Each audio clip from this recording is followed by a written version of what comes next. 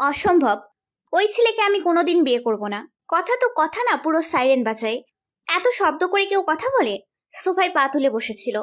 তুই আসছিস একটা অপরিচিত মানুষের বাসায়, ন্যূনতম কাণ্ডজ্ঞান থাকবে না? সবচাইতে বিশ্রী ব্যাপার হলো হাত দিয়ে একটু পরপর নাক খুঁটছিল। হাত না ধুয়ে ওই হাত দিয়ে আঙুল মুখে দিল। ইয়াক। মনে যত রকম ক্ষোভ তৈরি হয়েছিল সব উগরে দিল নমি। তুইও তো এতক্ষণ সাইরেনই বাজাইলি, আমার কানটা একেবারে শেষ। নমির ভাবে সায়না একরাশ বিরক্তি নিয়ে কথাটা বলল। আচ্ছা বলো তো, তোমাদের পছন্দের রাজপুত্রের মধ্যে এমন একটা জিনিস দেখাও যে আমি পছন্দ করতে পারি। সেটা আমি কি করে দেখব? আমি তোর ভাইকে যখন বিয়ে করি তার মধ্যেও তেমন কোনো গুণ খুঁজে পাইনি। কিন্তু তোমাদের লাভ ম্যারেজ ছিল, বেগুন হলেও তোমরা পাগলপাড়া হয়ে বিয়ে করেছো। শোন, একবার দেখায় কিছু হয় না, তোরা কিছুদিন কথাবার্তা বল। তুই কিন্তু মিফতাকে ভীষণ অপমান করেছিস। নমির গায়ে আগুনের আছে আবারও যেন ফোসকা পড়ল। শোনো ভাবি, যে ছেলে নাক খুঁটে হাত না ধুয়ে খাবার খায়, ওই ছেলে যদি পৃথিবীর সব গুণ নিজের মধ্যে স্টোর করে রাখে, তবুও তাকে আমার পক্ষে বিয়ে করা অসম্ভব অসম্ভব অসম্ভব। এটা তো শেষ কথা। হ্যাঁ। কিন্তু মিফতা বাবার সবচাইতে কাছের বন্ধু ভাইয়ের ছেলে, তাদের মধ্যে কথা পাকাপাকি হয়ে গেছে। শুধু হাত দিয়ে নাক খুঁটে এরপর ওই হাতেরই খাবার খায়। ওই ঠুনকো অজুহাতে বিয়েটা ভাঙবে না। এটা ঠুকলো কিভাবে? জোরালো কারণ নয়? না, কারণ তোর অতিরিক্ত সুচিতা বাতিক সকলের ভালো মতো জানা আছে। ভাবি, তুমি ভাইয়াকে বলো না বাবাকে বোঝাতে। সরি রে, আমার পক্ষে সম্ভব না। ভাবি। সায়না উঠে চলে গেল। রাগে নওমির মাথা জ্বলন্ত আগ্নেয়গিরি হয়ে আছে। বাবাকে সে জমের মতো ভয় পায়, তাই নিজের অপছন্দের কথা সরাসরি জানাতে পারবে না। মাকে বলে কোনো লাভ নেই, কারণ বাবার কথা তার কাছে আদর্শলিপির নীতিবাক্যের মতো অবশ্য পালনীয়। ভাইও কতটা সাহায্য করবে সেটা নিয়ে নওমির ঘোরতর সন্দেহ আছে, কারণ তার প্রেমে সে বাগড়া দিয়েছিল ভালো মতো। সায়না ওর বান্ধবী রায়ার বড় বোন। রায়ার সাথে তুমুল ঝগড়া হয়েছিল এক সময়। মুখ দেখাদেখি বন্ধ ছিল, গলায় গলায় ভাব থেকে একেবারে ঘোর শত্রুতায় নেমে এসেছিল। তখনই ওর কানে এসেছিল সায়নার সাথে নীরবের প্রেমের ব্যাপারটা। তাই সে ওই সম্পর্ক ভাঙার জন্য বহুত কাঠখড় পুড়িয়েছে। তাতে কেবল ধোঁয়াই ছড়িয়েছে, লাভ কিছুই হয়নি। রায়াও আবার বন্ধু হয়ে গেছে। মাঝখান থেকে ওকে এখন সেই কৃতকর্মের ফল পাবার দোরগোড়ায় এনে দাঁড় করিয়েছে ভাগ্য।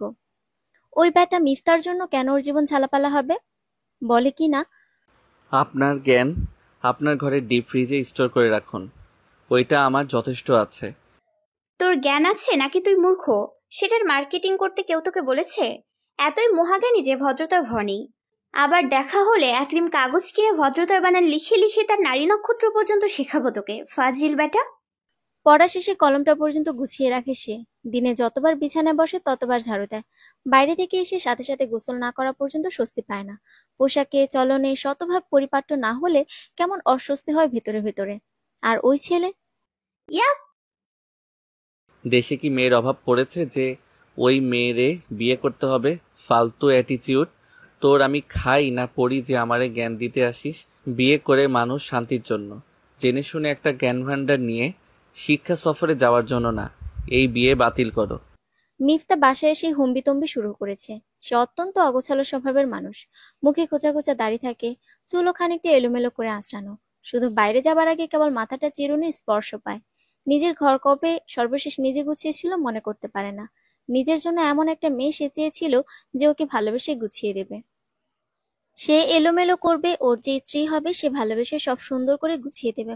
তা না, এই মেয়েকে বিয়ে করলে এমনিতেও ওকে হিমালয়ের কৈলাস পর্বতের মানস সরোবরে পালাতে হবে সন্ন্যাসব্রত নিয়ে। সন্ন্যাসব্রত যদি নিতেই হয় তবে বিয়ে করে সন্ন্যাসী হওয়া কেন? এখনই তা বরণ করে নেওয়া ভালো। বাবা রণহুঙ্কার ছেড়ে বললেন, সারা জীবন তোর এইসব সহ্য করেছি, এবার আর করব না। এই বিয়ে না করলে তুই আমার কাছ থেকে এক কানা করিও পাবি না। তোমার কানা করি আমার দরকার নাই, আমি এখন চাকরি করি। তাতে কি হয়েছে? তোর ওই চাকরি কিভাবে ছাড়িয়ে দিতে হয় সে আমার ঢের ভালো জানা আছে। মায়ের অতিরিক্ত প্রশ্রয় পেয়ে একটা বাদর তৈরি হয়েছিস, তোকে একেবারে সিধে করে রেখে দেব। মিফতার মা মালা এবার কথা বললেন, আমার আদরে বাদর হয়েছে মানে কি বলতে চাও? তুমি কি করছো? তোমার কোনো দায়িত্ব নাই? তুমি জন্ম দাও নাই? জামিল সাহেব বুঝলেন পরিস্থিতি ঘুরে যাচ্ছে। মাঝে মধ্যে বেফাস কথা বলে ফেলার বদভ্যাস আছে তার। স্ত্রীর সাথে একবার ঝগড়া শুরু হলে বাড়ি মাথায় উঠবে। কমপক্ষে 2 দিন বাড়ির চুলায় আগুন জ্বলবে না। তাই গৃহযুদ্ধ তথা তৃতীয় বিশ্বযুদ্ধ থামাতে তিনি মধ্যপন্থা বেছে নিলেন। আরে সেটা বলিনি, মা হিসেবে তুমি ছেলেকে ভালোবেসেছো, শাসন টাসন তেমন পাইনি তো, এটা বুঝালাম। তুমি মা হিসেবে কত নিবেদিত, কিন্তু তোমার এই গুণধর ছেলে তার মর্ম বুঝলো? এবার মালা খানিকটা নরম হলেন, নমনীয় গলায় বললেন, মিফতা, তুই এই বিয়েই করবি, নইলে আমি খাওয়া দাওয়া বন্ধ করে ঘরে বসে থাকবো। মিফতা অসহায় গলায় বলল, আমার বিয়ে করা না করার সাথে তোমার না খেয়ে বসে থাকার সম্পর্ক কি? সেটা তুই বুঝবি না। ছেলেকে পেটে ধরেছি, বড় করেছি, ছেলে আর ছেলের বাপের কাছ থেকে এই প্রতিদান পাচ্ছি। বলেই মুখে আঁচল চেপে কাঁদতে শুরু করলেন। মিফতা পড়ল উভয় সংকটে। ওই অতিজ্ঞানী বউ নিয়ে সে সারা জীবন কি করে থাকবে? ওই মেয়ে ওর মাথায় উঠে কাঁঠাল ভেঙে খাবে, কিন্তু মেয়েটা কাঁঠাল খায় তো?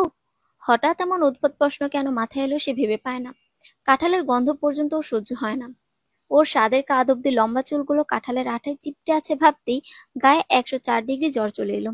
এই বিয়ে যে করেই হোক ভাঙতে হবে। ভাইজান, কাঁঠাল খাইবেন? তাকিয়ে দেখলো চামেলির হাতে একটা বড় বাটিতে কাঁঠাল। পুরো পৃথিবী একসাথে ওর বিরুদ্ধে ষড়যন্ত্রে লিপ্ত হয়েছে, এই ধারণা বদ্ধমূল হলো মিফতার। সে প্রায় চিৎকার করে বলল, আমার সামনে কোনোদিন কাঁঠাল আনবে না। আগে বলেছি না, যদি আমার চৌহদ্দির মধ্যে এই বিশ্রী জিনিসটা দেখি, ওই দিনই তোমার চাকরি নট। স্যাতেন কেন? চাকরি আমারে খালামা দিছে, আপনারে কাঁঠাল দিতে হ্যাই কইছে। হ্যারে জিজ্ঞাইয়া দেখেন, তারে কি এখন আমার জায়গা থেকে নট কইরা দিবেন? মিফতা মাথার চুল চেপে ধরে দ্রুত পায়ে প্রস্থান করলো। এখানে আর কিছুক্ষণ থাকলে সে বদ্ধ পাগল হয়ে যাবে। মিফতা ঘুম ভেঙে দেখলো 10:30 বাজে, অথচ আজ মা তাকে খাবার জন্য ডাকেননি। মালা শুক্রবারও ওকে সকাল 8টা থেকে ডাকতে শুরু করেন। সে আরেকটু সময় বিছানায় গড়াগড়ি করে 9টার দিকে উঠে। এরপর ধীরে সুস্থে খেয়ে দিয়ে আবার শুয়ে পড়ে। জুমার নামাজ শেষে সে কোনোদিন দুপুরে খেয়ে কোনোদিন না খেয়ে বেরিয়ে পড়ে। যেসব বন্ধুদের সাথে এখন আড্ডা দেওয়া হয় না তাদের সাথে দেখা করতে যায়। কোনোদিন তারাও আসে। আজ যাবার কথা সাফির বাসায়। হাত মুখ ধুয়ে বেরিয়ে এসে মাকে ডাকলো মিফতা। মালা আসতেই সে বলল, মা খাবার দাও, আজ ডাকরি যে। আজ তুই বিকেলে নবমীর সাথে দেখা করতে সময় মতো রেস্টুরেন্টে যাবি, ওকে অপেক্ষা করাবি না। সে কোথাকার রাজকন্যা যে তার সাথে দেখা করতে গেলে ঘড়ি ধরে যাওয়া লাগবে? ওই মহারানীর সাথে দেখা করার জন্য আমি মরে যাচ্ছি না। তুই যাবি না? না। পাশ থেকে জামিল এসে বললেন, দেখা না করতে গেলে তোর খাবার বন্ধ। পাশ থেকে চামেলি বলল, খালামা কইছে আজকে হ্যার সাথে দেখা করবার, না গেলে আপনার কাপড় চোপড়ার না ধুইবার। এমনিতে অগোছালো হলো জামা কাপড় সে ময়লা হলে পরতে পারে না। খাওয়া না হয় বাইরে থেকে ম্যানেজ করা যাবে, লন্ড্রিতে প্রতিদিন কে দৌড়াবে? কখন কোন শার্ট প্যান্ট পরা হবে এখনো মা সব রেডি করে রাখেন। মিফতা কেবল পরেই যায়। এমন হলে তো সর্বনাশ। ভবিতব্য ওর জন্য এত কষ্ট জমিয়ে রাখবে জানলে আরামপ্রিয় স্বভাব একটু কমিয়ে টুকিটাকি কাজকর্ম শিখে রাখতো। তাহলে আজ এমন হুমকি থামকি দিয়ে কেউ কাজ বাগাতে পারতো না। ওই মেয়ে কি জাদুটোনা জানে নাকি? নিজের বাড়িতে বসে ওকে নাজেহাল করে যাচ্ছে। শরীর বন্ধ করার কোনো তাবিজ কবজ নেবে কিনা ভাবলো মিফতা। নিজের ভবিষ্যৎ চিন্তা করে ওর পৃথিবীটা বনবন করে ঘুরতে লাগলো। নওমীর হাতে বানানো দুধ চা নীরব ভীষণ পছন্দ করে। আজ শুক্রবার, সবাই বাসায়, তাই সকাল সকাল সে রান্নাঘরে এসে চা বানিয়ে নীরবের মগ ভর্তি করে নিয়ে তাদের ঘরে এলো। সায়না ভেতরে নেই। নীরব চেয়ারে গায়ে লিয়ে বসে টেবিলে কি যেন একটা করছিল। নওমী এসে মগটা টেবিলে রেখে ডাকলো, ভাইয়া তোর চা নে। নীরব ওর দিকে তাকিয়ে হেসে বলল, মেঘ না চাইতেই জল। তা আজ তোর এই উদারতার কারণটা জানতে পারি? নওমী পৃথিবীর সব মিষ্টতা গলায় ঠেলে বলল, তুই আমার একমাত্র ভাই, তোর পছন্দের একটা জিনিস আমি বানিয়ে দিতে পারবো না? নীরব চায় আয়েশ করে 2টো চুমুক দিল। এরপর ওর দিকে তাকিয়ে বলল, এটা তোর কোনো আবদার করার সময় কেবল মনে পড়ে? তুই মহা উদার, তাই না? তোর মাথা কারোর ভালো করতে নেই। ঢং না করে ঝেড়ে কাজ তো বোন। বাবাকে কি বলতে হবে?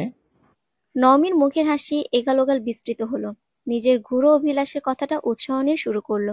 ওহ ভাইয়া, তুই বাবার সাথে কথা বলবি তাহলে? শোন। ওকে থামিয়ে দিয়ে নীরব বলে উঠল, আলবাত বলবো। তোর কোনো আবদার ফেলেছি আমি? বিয়ে ভাঙার কথা বাদ দিয়ে যা বলতে বলবি বাবাকে সবটাই বলবো। হাসি মিলিয়ে গেল নিমিষেই। নওমী আচমকা হ্যাচকা টানে নীরবের হাত থেকে মগটা নিয়ে নিল। এরপর চিৎকার করে বলল, তোর চা খেতে হবে না। বিনাশ্রমে আমার কাছ থেকে কেউই পারিশ্রমিক নিয়ে যেতে পারবে না। আমি হাতেম তাই নই। ঘুরে কয়েক কদম এগিয়ে আবারও ঘুরে তাকিয়ে নমি বলল, তোর মতো ভাই থাকলে কারোর শত্রুর দরকার হবে না। নীরবের কয়েক মুহূর্ত সময় লাগলো বুঝতে আদতে ঘটনাটা কি ঘটলো। যতক্ষণে বুঝতে পারলো ততক্ষণে নমি দরজার কাছে চলে গেছে। ভুলে গেলি? কথাটা আমিও বলতে পারি কিন্তু। বলে অবশ্য লাভ কিছুই হলো না, কারণ নমি ততক্ষণে প্রস্থান করেছে। সায়না সশব্দে হেসে ফেলল। বারান্দায় ছিল সে। ঘরে এসে ভাই বোনের কীর্তিকলাপ দেখে বড্ড হাসি পেয়ে গেল তার। এরা পারেও। তুমি হাসছো? হাসবো না? উফ, নাওমিটা না পারেও। একটু হাসি থামিয়ে আবারও বলল, আচ্ছা, নাওমি তোর বড় হয়েছে, মাস্টার্স ভর্তি হবে, ওর মতামতটাকে ফেলে দিচ্ছ কেন তোমরা? কারণ ওর জেদ আর রাগ অনেক বেশি। ইগোকে প্রাধান্য দেয় বলে ভালো মন্দ ওর সবসময় চোখে পড়ে না, একরোখা সে। কিন্তু আমি মিফতাকে চিনি। ভার্সিটিতে আমার ডিপার্টমেন্টেই 2 ব্যাচ জুনিয়র ছিল। সেও খানিকটা ঘাড়তেরা গোছের, তবে ছেলে হিসেবে দারুণ। ঘাড়তেরা মানে? এটা জেনেও? আমার বোনের থেকে বেশি নয় অবশ্যই। হেসে বলল নীরব। এতে ওর ভালোই হবে। বাবা, আমি ওর খারাপ চাই না, বুঝলে? সায়না এই টম অ্যান্ড জেরির কেমিস্ট্রির আড়ালে ভাই বোনের পরস্পরের প্রতি নিখাদ ভালোবাসাটুকু সব সময় দেখতে পারে, উপলব্ধি করতে পারে। নওমি এসেছে ওই ছেলেটাকে পটিয়ে পাটিয়ে বিয়েটা যদি ভেস্তে দেওয়া যায় সেজন্য। ও বিনা বাক্যে ব্যয়ে এখানে এসেছে আজ। তবে ওই ছেলে শুধু যে ভয়ঙ্কর অপরিষ্কার তা নয়, সময় জ্ঞানটাও তার মধ্যে অনুপস্থিত দেখা যাচ্ছে। সে কিন্তু একেবারে ঘড়ির কাঁটা ধরে এসেছে। মিফতার চাচা জহির আঙ্কেল ওর নমির বাবার সবচাইতে কাছের বন্ধু। ভাবলো তাকে কল করে বলে চলে যাবে কিনা। তখনই হেলে দুলে মিফতাকে এদিকে আসতে দেখলো। মোবাইলে সময় দেখলো 13 মিনিট পরে এসেছে। ওর টেবিলে এসে উল্টো দিকে চেয়ারে আয়েশি ভঙ্গিতে বসলো মিফতা। এরপর একাল হেসে প্রশ্ন করলো, ভালো আছেন? আপনি লেট। একটা মেয়ে আপনার জন্য অপেক্ষা করছে, বিষয়টা মাথায় রাখা উচিত ছিল। কোথায় লেট? 5 মিনিট কোনো সময়? 5 নয়, 13 মিনিট। তাছাড়া আমার জন্য 5টা সেকেন্ডও ইম্পর্টেন্ট। কেন? আপনার কিসের এত রাজকার্য ফেলে এসেছেন? আপনার মতো লোকের সাথে কথা বলে বৃথা। দূর। মিফতা হাসিকে বিস্তৃত করে বলল, ভুলে গিয়েছিলাম, আপনি স্বয়ং একটা ভ্রাম্যমান জ্ঞান ভাণ্ডার। এই অধমের সেই অপরাধ নিজ গুণে ক্ষমা করবেন। নমি ক্রুদ্ধ তবুও ধীর গলায় বলল, ফাজলামো করছেন? ছি ছি, আপনি হচ্ছেন মহারানী এলিজাবেথের ভূত। আপনার সাথে ফাইজলামো করার মতো ধৃষ্টতা কি আমার মতো সামান্য মানুষের আছে? পরে দেখা গেল আমার গর্দান যাবে। বিরক্তিতে কপালের ভাঁজ গাঢ় হলো নমির। এই বেটা কথায় কথায় বাজে তর্ক জুড়ছে, যা ওর সহ্য হচ্ছে না। সে রেগে গেলে পাশের জন্য উল্টো খোঁচাবে, এটা সে মেনে নিতে পারছে না। আপনার গর্দান নিতে পারলেই শান্তি পেতাম। মিফতা বলল। তাহলে আমাকে বিয়ে করতে চাইছেন কেন? নমি জ্বলন্ত চোখে তাকিয়ে বলল, আমি আপনাকে বিয়ে করতে চাইছি? আপনি কোথাকার কোন হনু এসেছেন? মিফতা আবারও গায়ে জ্বালা ধরানো হাসি হেসে বলল, ভাব ধরছেন? ভাজা মাছ উল্টে খেতে জানেন না, অথচ ওদিকে যে মাছ কাটাসহ চিবিয়ে ঝাঁঝরা করে খেয়ে হজম করেছেন সেটা বুঝি না ভেবেছেন? নমি গলার স্বর প্রাণপণে নিয়ন্ত্রণে রাখতে চেষ্টা করে বলল, আমি ভাজা মাছ খাবো নাকি সিদ্ধ করে খাবো নাকি কাঁচা খাবো, সেটা উল্টে খাবো নাকি সিধে করে খাবো, সেটা নিয়ে আপনারা তো মাথা ব্যথা কেন? হু আর ইউ? আপনি আমার কে? আপনার কিছু হতে চাইছেটাকে? কিছু হতে চান না তাহলে বিয়ে করতে নাচতে নাচতে চলে এসেছেন কেন? কারণ আমি খুব ভালো নাচতে পারি, তো প্রতিভা লুকিয়ে রেখে কি করব? তাই নাচতে নাচতে আপনাকে আমার ট্যালেন্ট দেখাতে এসে পড়লাম। খুশি? হ্যাঁ খুশিতে দেখেন আমার 2টা পাখা গজিয়েছে, আমি উঠছি আকাশে। গলা এবারে চড়েছে নমির। ওই ম্যানারলেস ছেলের সাথে কথা বলার ফল, সঙ্গদোষী লোহা ভাসে। গর্বিত ভঙ্গিতে মিফতা বলল, এটাও আমার ট্যালেন্ট, বুঝলেন? আমার জন্যই বিনা এয়ার টিকিটে আপনার আকাশ ভ্রমণ হয়ে গেল। হ্যাঁ সে তো বুঝলামই, আপনি ট্যালেন্টেড ডেপো। কত কত ট্যালেন্ট। আচ্ছা ট্যালেন্ট বানান করেন তো। দাঁতে দাঁত চেপে বলল নমি। টিয়ে, 1 মিনিট। আমি কেন বানান করতে যাব? আমি কি ভাইবা বোর্ডে এসেছি নাকি আপনি কি এক্সামিনার? না কিন্তু আপনি না মাত্র বললেন ট্যালেন্ট দেখতে চলে এসেছেন, তাই একটু বাজিয়ে দেখছিলাম আর কিসে কিসে ট্যালেন্ট আছে আপনার। একটু থেমে মিফতাকে একবার ভালোমতো পর্যবেক্ষণ করে আবারও মুখ খুলল নমি। কিন্তু আপনি আমাকে বড্ড হতাশ করলেন। পায়ে পাড়া দিয়ে ঝগড়া করার কিছু নোংরা অভ্যাস ছাড়া আপনার মধ্যে আর কিচ্ছু নেই।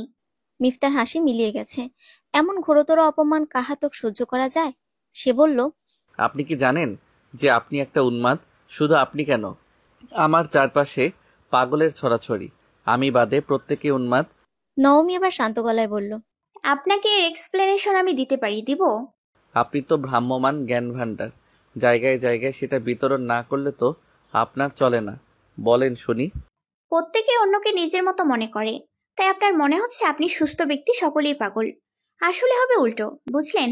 একসাথে সবাই তো আর পাগল হতে পারে না, উল্টোটাই বরং সহজ। আপনি একটা অভদ্র মেয়ে, এসব বলে পাগলদের পর্যন্ত আপনি অপমান করছেন।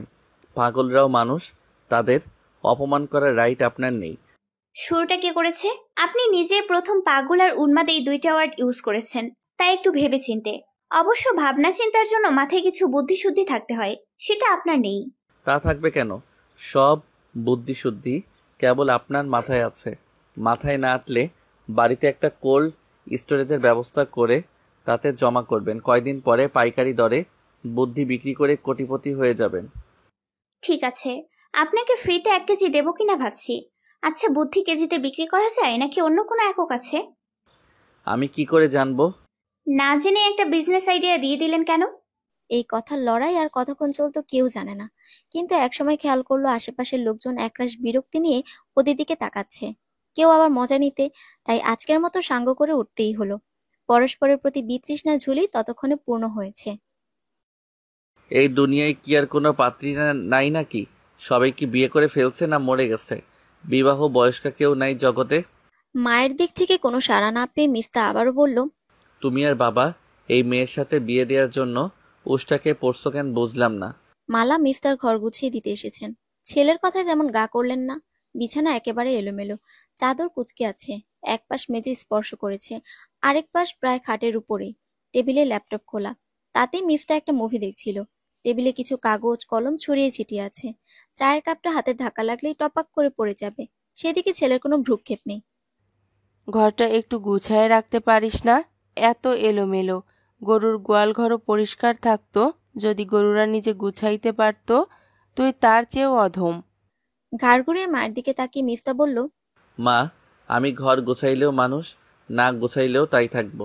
সবার কেন পারফেকশনিস্ট হতে হবে? আমি না হয় এলেবেলেই থাকলাম। যার পোষায় সে সঙ্গ দেবে, যার পোষাবে না সে টাটা বাই বাই বলে শুরু। মালা চাদরটা তুলে টান টান করে বিছিয়ে দিতে দিতে বললেন, তোর এই সব ভুংভাং দেখি কতদিন চলে। আমি আর তোর ঘরে উকি দেব না। দেখি এই ঘরে কয়দিন টিকতে পারিস। সব কিছুতে ব্ল্যাকমেল করো কেন? আমি সোজা সরল, তাই। তোরে আমি পেটে রাখছি, জন্ম দিছি, এত বড় করছি, তোর ঔষধ আমি জানি। ভালো, এই দেখো মেডিকেলে না পড়েও তুমি ডাক্তার হয়ে গেছো। কার জন্য? আমার জন্য। এই যে প্রেসক্রিপশন দিলা, ফি নিবা না? নিব। এই বিয়েতে মত দে, এইটাই আমার ফি। মা, তুমি তো ভোর সন্ধ্যায় ডাকাতি করতে চাইতেছো। প্রেসক্রিপশন দিলা 2 টাকার, আর ফি হিসেবে চাইতেছো আমার স্বাধীনতা। টোটালি ইনজাস্টিস আমার সাথে।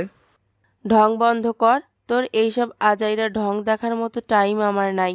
আর রেস্টুরেন্ট লন্ড্রি সব ঠিকঠাক করে রাখিস, মত না হইলে। ও মা। ছেলের পিছুটাকে তিনি আর সাড়া দিলেন না। মালা বেরিয়ে চলে গেলেন দ্রুত পায়ে। মিফতা কিছুক্ষণ অসহায়ের মতো বসে রইল। এরপর গুগলে সার্চ করলো বিয়ে ভাঙা রিলেটেড কোনো মুভি আছে কিনা। কলা কৌশল রপ্ত করতে হবে কি করে এই ফাঁড়া কাটানো যায়। নওমি আর মিফতা আজ আবার এসেছে রেস্টুরেন্টে। এবার নিজেরা যোগাযোগ করে, পরিবারকে না জানিয়ে এসেছে। মিফতা অফিস থেকে এসেছে, বুদ্ধি করে নওমিকে কল করেছে। প্রথমে দেমাগের চোটে কথাই বলতে চায়নি, পরে বিয়ে ভাঙার কথা বলতে সুরসুর করে রাজি হয়েছে। নওমি বান্ধবীদের বাসায় যাবার কথা বলে বেরিয়েছে। কি মনে করে বেরোবার আগে সে খানিকটা সাজগোজ করেছে। মিফতা আজও 17 মিনিট দেরিতে এসেছে। ঘেমে নেই একাকার, জ্যামে আটকে ছিল প্রায় 25 মিনিট। নওমি কল করে বলেছে, আমি আর 5 মিনিট অপেক্ষা করব, এর মধ্যে না এলে চলে যাব। মিফতার জন্য এই মিটিং ভীষণ গুরুত্বপূর্ণ। মেয়েটা ঘাড়তেরা, যা বলে তাই করে, মুখে লাগাম নেই। শেষটা যা জানেই না, যদি সত্যি চলে যায় এই ভয়ে বাকি রাস্তায় সিএনজি থেকে নেমে প্রায় দৌড়ে এসেছে। রীতিমতো হাঁপাচ্ছিল।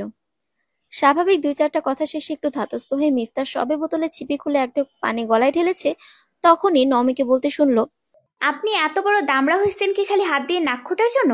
একটা গার্লফ্রেন্ড বানাইতে পারেন নাই? আমার গার্লফ্রেন্ড নাই, এতে আপনার প্রবলেম কই বুঝলাম না। এত অফেন্সিভ কথাবার্তা বলছেন কেন? রীতিমতো গায়ে লেগেছে কথাটা। খুশিতে খুশিতে এসব বলি, অনেক সুখ তো আমার, তাই বোঝেন না কেন বলি? না, সব জ্ঞান তো আপনার মাথায়, আমার মাথায় তো বুদ্ধির নেই। আপনার ভাষ্য মতে তাহলে আপনিই বলেন দেখি। নমি অন্তর্ভীতি দৃষ্টিতে একবার তাকে শীতল গলায় বলল, সেটা তো ধ্রুব সত্য কথাই। আপনি যদি জীবনে একটা প্রেম করতেন তাহলে আপনার একটা গার্লফ্রেন্ড থাকতো। গার্লফ্রেন্ড থাকলে তার সাথে আপনার বিয়ে হতো, আমাকে এই গাড়াকলে ফাঁসতে হতো না। ও এই কেস, সেটা আমিও আপনাকে বলতে পারি। সারা জীবন জ্ঞান না জমিয়ে সেই জ্ঞান কাজে লাগিয়ে একটা প্রেম করলে আমাকে এর মধ্যে ফাঁসতে হতো না। আপনাকেও সাপের মতো ফোঁস করে ফনা তোলে ঘুরতে হতো না। তার গলায় ঝুলে পড়তেন, আমি থাকতাম আমার রাস্তায়। জীবনে একটা ভদ্রশিষ্ট মেয়ে পেয়েই যেতাম। এখন জুটতেছে সাপিনী, নিজেকে সাপের ওঝা হয়ে সারা জীবন ঘুরতে হবে। আমার জীবনে এমন ট্র্যাজেডি ঘটতে যাইতেছে আপনার একটা বয়ফ্রেন্ড থরি ওঝা না থাকার কারণে। নমি অগ্নিদৃষ্টিতে তাকিয়ে পুরো কথা শুনল ধৈর্য ধরে। এরপর দাঁতে দাঁত চেপে ধীর গলায় বলল, সাপিনি তাই না? ওদের বিষ দাঁত থাকে জানেন নিশ্চয়ই। ছবল খেয়ে মরতে না চাইলে আল্লাহর রাস্তে আপনার রেডিওটা বন্ধ করেন। সাপের ওছাড়া তাদের কাছে হাইলি স্কিল্ড হয়, আপনার দ্বারা সেই কর্ম সম্ভব নয়। আমি হতেও চাইনি, না হতে পারলে বেঁচে যাই। আমি মনে হয় মরে যাচ্ছি আপনাকে বিয়ে করার জন্য। বাই দ্য ওয়ে, আমরা এখানে এসেছি বিয়ে ভাঙার প্ল্যান করতে। আপনার জন্য এখনো আলোচনাই শুরু করতে পারলাম না। প্রায় খেকিয়ে উঠল নমি। আমার জন্য মানে? আপনি আগে আমাকে দামড়া বলছেন। এত বুদ্ধি মাথায় জমে আছে বলেই মেমোরি সেল ড্যামেজ হয়ে গেছে আপনার। আপনার তো ফুল মগজটাই ড্যামেজ। এখন এই গোবরে পদ্ম ফুল, আই মিন ড্যামেজ মগজ থেকে ঝটপট একটা ঝাঁকানাকা আইডিয়া বের করেন তো, যেটা দিয়ে আমাদের বিয়ে ভেস্তে দেওয়া যায়। কথা শেষ করে সুপ মুখে তুলল নমি। আমারটা না হয় ড্যামেজ মগজ, আপনারটা তো সুপার ইন্টেলিজেন্ট মগজ থেকে একটা সুপার ইফেক্টিভ আইডিয়া বের করতে পারেন নাই কেন? নাকি আপনার মগজে পোকা ধরেছে? আমি আপনার মতো নোংরা নই। ইয়াক। ইয়াক মানে? আর কোন দিক থেকে আমাকে নোংরা মনে হয়েছে? সব দিক থেকেই। আর ইয়াক হলো অশ্বডিম্ব। কিছুক্ষণের জন্য তাদের কথোপকথনে ভাটা পড়ল, কারণ নমি ওর ভাই নীরবকে রেস্টুরেন্টে ঢুকতে দেখলো। ছানা ভরা চোখে সেদিকে তাকিয়ে মেনু কার্ড দিয়ে নিজেকে আড়াল করলো সে। মিস্তা প্রথমে স্বাভাবিক মনে করলো নমি কি মেনু কার্ড আলতো নামিয়ে চোখ বের করে সামনে দেখে আবার মুখ ঢেকে ফেলার সন্দেহ হয়। সে প্রশ্ন করে, কি সমস্যা আপনার, কি হয়েছে? এত কথা কেন বলেন আপনি? একটু চুপচাপ বসে থাকুন না, আর নয়তো অন্য টেবিলে গিয়ে বসুন। নিজের মুখ একপাশে ঢেকে অন্য পাশ অনাবৃত করে মিফতার দিকে চোখের ইশারায় সাথে মুখেও ফিসফিস করে বলল নমি। মিফতা আশেপাশে তাকিয়ে নীরবকে দেখে হেসে বলল, বাব্বাহ, আপনিও তাহলে ভয় পান? ভয় পেতে যাব কোন দুঃখে? তবে ভাইয়া সবসময় সবকিছুতে আমার পেছনে লেগে থাকে। আমিও যেমন লাগতাম। আপনার সাথে আজ আমাকে এখানে দেখে ফেললে সারা জীবনে হাতিয়ার জোগাড় হয়ে যাবে আমাকে জ্বালানোর। এটা তো তাহলে হাতছাড়া করাই উচিত না আমার। উনি আমার ডিপার্টমেন্টের বড় ভাই, আবার তার বোনের সাথে বিয়ের কথা চলতেছে, একটা সাক্ষাৎকার তো নিতেই হয়। নমি দাঁতে দাঁত চেপে বলল, আপনি চাইলে খাল কেটে কুমির আনতেই পারেন। ও যদি আজ আমাদের একবার এখানে একসাথে দেখে ফেলে তাহলে সুপারগুলোতে এঁটে যাব আজীবন মেয়াদ সমেত। এমন ভাবে আটকে যাব নো ছাড়াছাড়ি। এটা চান বুঝি? মিফতা এবার নিজের গরজে ক্যাপটা মাথায় পরে মুখ উল্টো দিকে ঘুরিয়ে নিল। কি সাংঘাতিক ব্যাপার! এরা ভাই বোন দুটোই ডাকাত নাকি বংশটাই ডাকাতের বংশ? একটু পরে উকি দিয়ে দেখলো নীরব যেখানে বসেছে সেখান থেকে ঘাড় না ঘোরালে ওদের দেখা যাবে না। এই সুযোগে উঠে কোনো মতে বিল মিটিয়ে বেরিয়ে এলো দুজনে। বিল দেয়া নিয়ে এক দফা ঝামেলা দুটো তো হতো, কিন্তু নীরবের উপস্থিতিতে বাছোয়া বাইরে এসে স্বস্তির নিঃশ্বাস ফেলল দুজনেই। স্বস্তিটা অবশ্য নমির জন্য দীর্ঘস্থায়ী হলো না দুটো কারণে। প্রথম কারণটা হলো নমি এত দ্রুত বাড়ি ফিরতে পারবে না। এতক্ষণ একা একা কি করবে সেটা নিয়ে ভাবছিল। পরে তাৎক্ষণিকভাবে সিদ্ধান্ত নিল মিফতাকে কিছুক্ষণ সাথে রেখে দেবে, কিন্তু ব্যাটা রাজিই হচ্ছিল না। পরে গাইগুই করে বলল, যদি বলেন এখন বাসায় গেলে কি সমস্যা, তাহলে থাকতে পারি। আরে আমি বেরিয়েছি ইরার বাসায় যাবার কথা বলে। ইরার বাসায় গেলে সন্ধ্যা পর্যন্ত থাকা হয়। এখনই বাসায় ফিরলে মা সন্দেহ করতে পারে। তাহলে এখন যান ইরার বাসায়। ইরা বাসায় নাই, ওর খালার বাড়ি গেছে, এটাই সমস্যা। এতে সন্দেহ করার কি আছে? সবসময় যে টাইম ডিউরেশন কাটায় মিলিয়ে বান্ধবীর বাসায় থাকতে হবে এর তো কোনো মানে নেই। আপনি বেশি ভাবতেছেন। নওমি হাঁটতে হাঁটতে বলল, জানেন না চোরের মনে সারাক্ষণ ধরা পড়ার ভয় থাকে? দাঁত দুই পাটি বের করে হেসে বলল মিফতা। ধ্রুব সত্য, চোরের মন পুলিশ পুলিশ। খোঁচা দিয়ে লাভ নেই, এটাকে সাবধানতা বলে। যাই বলুক, এর সাথে আমার এখানে থাকার সম্পর্ক কোথায়? আপনার সাথে দেখা করতে এসে ঝামেলায় ফেসেছি, তাই আপনি আরো কিছুক্ষণ আমার সাথে সাথে থাকবেন। এরপর যার যার রাস্তায় শেষে। মনে আছে মাথায় প্ল্যান এলে কি করতে হবে? আপনার সাথে শেয়ার করে সেই প্ল্যান এক্সিকিউশনের চেষ্টা করতে হবে। আপনার মাথায় আগে এলেও কিন্তু তাই। হ্যাঁ, মিশন বিবাহ ভাঙা যেভাবেই হোক সফল করতেই হবে। নওমি কথাটা শেষ করতে পারল না, সাথে সাথে ওর বাম পায়ের স্যান্ডেল ছিঁড়ে গেল। এটা ওর বিরক্তির দ্বিতীয় কারণ। মিশন সফল করার প্রতিজ্ঞাকে ভালোই স্বাগত জানিয়েছে স্যান্ডেল। পার্ক সংলগ্ন ফুটপাত ধরে দুজনে হাঁটছিল, তখনই এই অঘটনটা ঘটল। খালি পায়ে হাঁটা সম্ভব নয় একা একা। আশেপাশে লোক সমাগম বেশ, কারণ অফিস ফেরত লোকজনের আনাগোনা বাড়ছে। ঘরে ফেরার বা জরুরি অন্য কাজে যাবার তারা তাদের মধ্যে। এর মধ্যে একটা মেয়ে খালি পায়ে স্যান্ডেল হাতে নিয়ে হাঁটছে। বিষয়টা লোকের কাছে দৃষ্টিকটু লাগতে পারে, হয়তো কেউ ভাবলো না, কিন্তু নিজের কাছে ঠিকই খারাপ লাগবে। সে দুটো স্যান্ডেলই খুলে বাম হাতে তুলে নিল। এরপর মিফতার দিকে তাকিয়ে বলল, আপনিও স্যান্ডেল হাতে নিয়ে হাঁটুন। আপনার স্যান্ডেল ছিঁড়ছে, আমারটা তো না। আমি খামাখা কেন জুতা হাতে নিয়ে হাঁটতে যাব? একটা মেয়ের সাথে রাস্তায় হাঁটছেন, মেয়েটা খালি পায়ে স্যান্ডেল হাতে করে হাঁটছে, আপনার লজ্জা লাগছে না? আশ্চর্য, এতে লজ্জার লাগার কি আছে? লজ্জা লাগবে না? মানবিকতা নামের একটা বস্তু আছে, সেটা গুলে ক্যাপসুল বানিয়ে খাবেন 3 বেলা ভাত খাবার আগে। আপনি স্যান্ডেল ফেলে দেন, তাহলে আর হাতে করে হাঁটতে হবে না।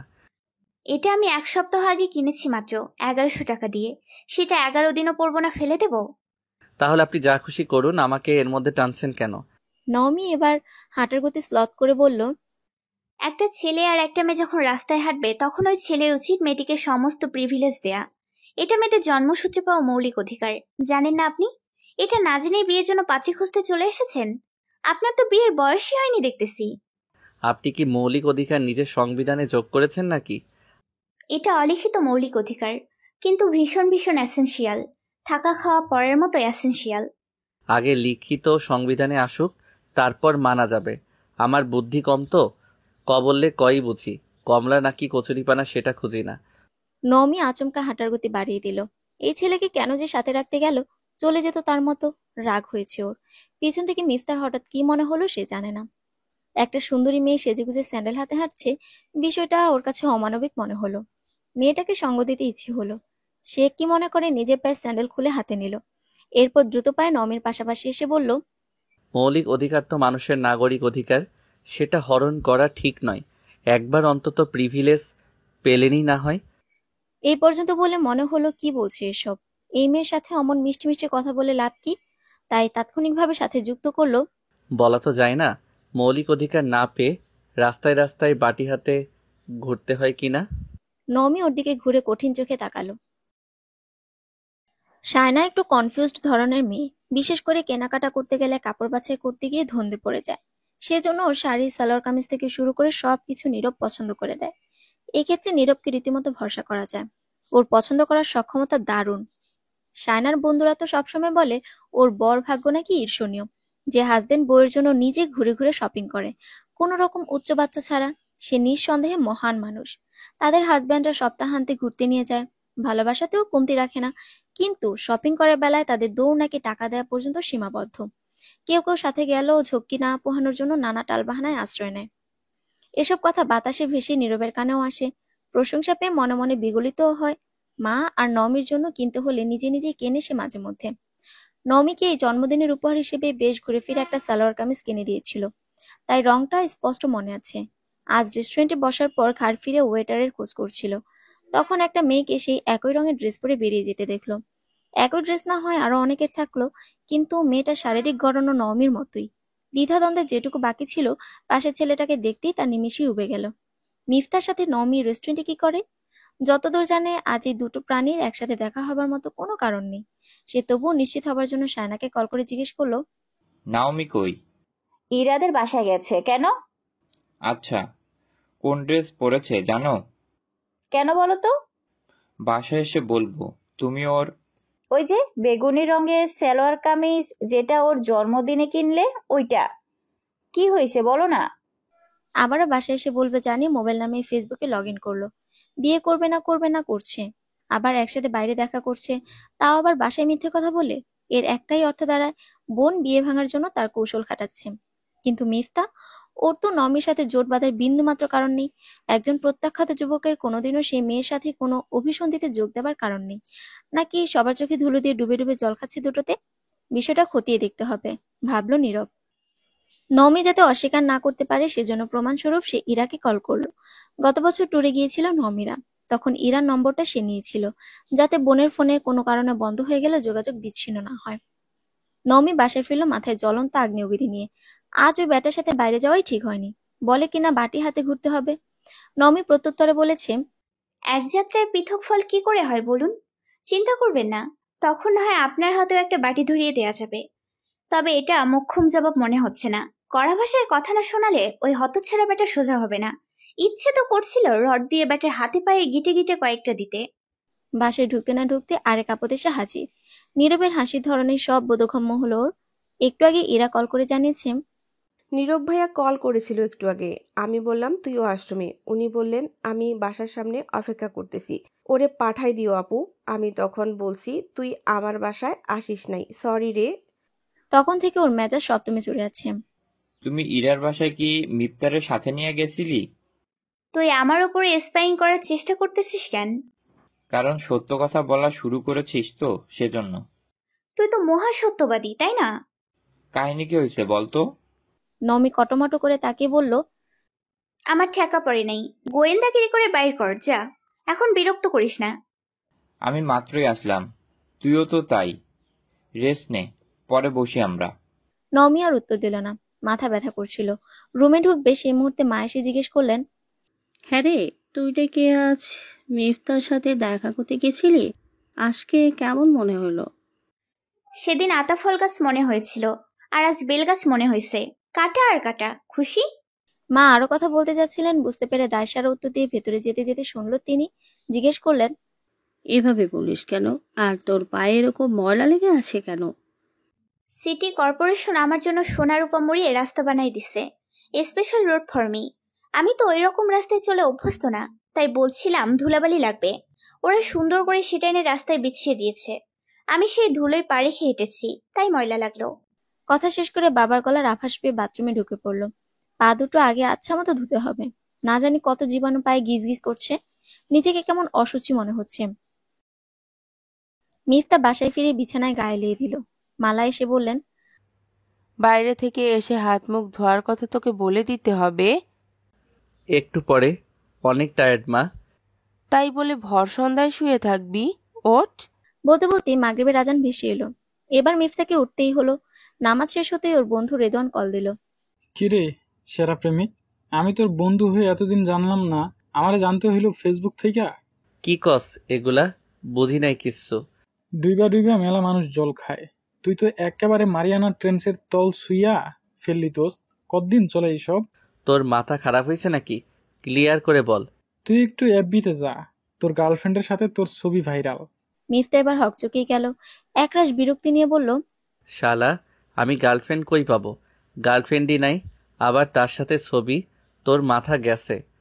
আমার মাথা গেছে না, তুমি শাক দিয়া মাছ ঢাকার চেষ্টা করতেছো। তুমিই ভালো জানো মামা, যাও একটু দেখে আসো। মিফতা রেদওয়ানের কথা মাথা মুন্ডু কিছুই বুঝতে পারেনি। সবসময় এভাবে ঘুরিয়ে পেঁচিয়ে একটা অতি সাধারণ কথাও সাসপেন্স ক্রিয়েট না করে বলতে পারে না সে। তবে ওর কথা একেবারে উড়িয়ে না দিয়ে মিফতা ভাবলো একবার ফেসবুকে গিয়ে যাচাই করে দেখা যাক কাহিনী কি। ফেসবুকে লগ ইন করতে ওর 30 বছরের জীবনের সবচেয়ে বড় সারপ্রাইজটা পেল। নোটিফিকেশনের বন্যায় ওর কম ফলোয়ার যুক্ত আইডি ভেসে যাচ্ছে। ট্রু লাভ নামের পেজ থেকে আপলোড করা একটা পোস্ট দেখে ওর চোখ চড়ক গাছ। সেই সাথে মনে মনে প্রমাদ গুনল মিফতা। অনেকে বন্ধুরা সেটা শেয়ার করে ওকে ট্যাগ করেছে। ক্যাপশনে কেউ লিখেছে অভিনন্দন বন্ধু, কেউ লিখেছে আমাদের ব্যাচ, সাথে লাভ ইমোজি, আমাদের প্রেমিক পুরুষ, এরকম নানামুখী ক্যাপশন। মূল পোস্টের ক্যাপশন পড়ার সুযোগ পেল অনেক পরে। সেটা মাত্র 2 ঘন্টা শেয়ার হয়েছে 3,500। নওমি আর মিফতা দুজন জুতা হাতে নিয়ে পাশাপাশি হাঁটছে। ছবিতে নওমির মুখে চাপা অভিমানের সাথে কিঞ্চিত রাগান্বিত ভাব, মিফতার মুখে দিগ্বিজয়ী হাসি, যেন হাসিতেই অভিমানী প্রেয়সীর মান ভাঙানোর চেষ্টা করে যাচ্ছে। যদিও আসল কাহিনীটা মিফতা আর নমি বাদে কেউই জানে না। ছবিটা কয়েক হাত দূর থেকে তোলা হলো বেশ স্পষ্ট। ক্যাপশন আরো মারাত্মক। যে পোস্ট করেছে সে তার ক্রিয়েটিভিটির সর্বোচ্চ প্রয়োগ ঘটিয়েছে। একটা কাঠখোট্ট সম্পর্কতে প্রেমের ফুল ফুটিয়ে ছেড়েছে। লিখেছে, প্রেয়সীর জুতো ছিঁড়ে গেছে। তার দুঃখ কমাতেই নিজের জুতো হাতে তুলে নিল এক প্রেমিক। অভিমানিনীর অভিমান ভাঙাবার আপ্রাণ চেষ্টায় একজন সত্যিকারের প্রেমিক পুরুষ। তাদের এই শুদ্ধ ভালোবাসা অক্ষয় হোক। এমন আরো ট্রু লাভের সন্ধান পেতে হলে ফলো করুন আমাদের এই পেজটি।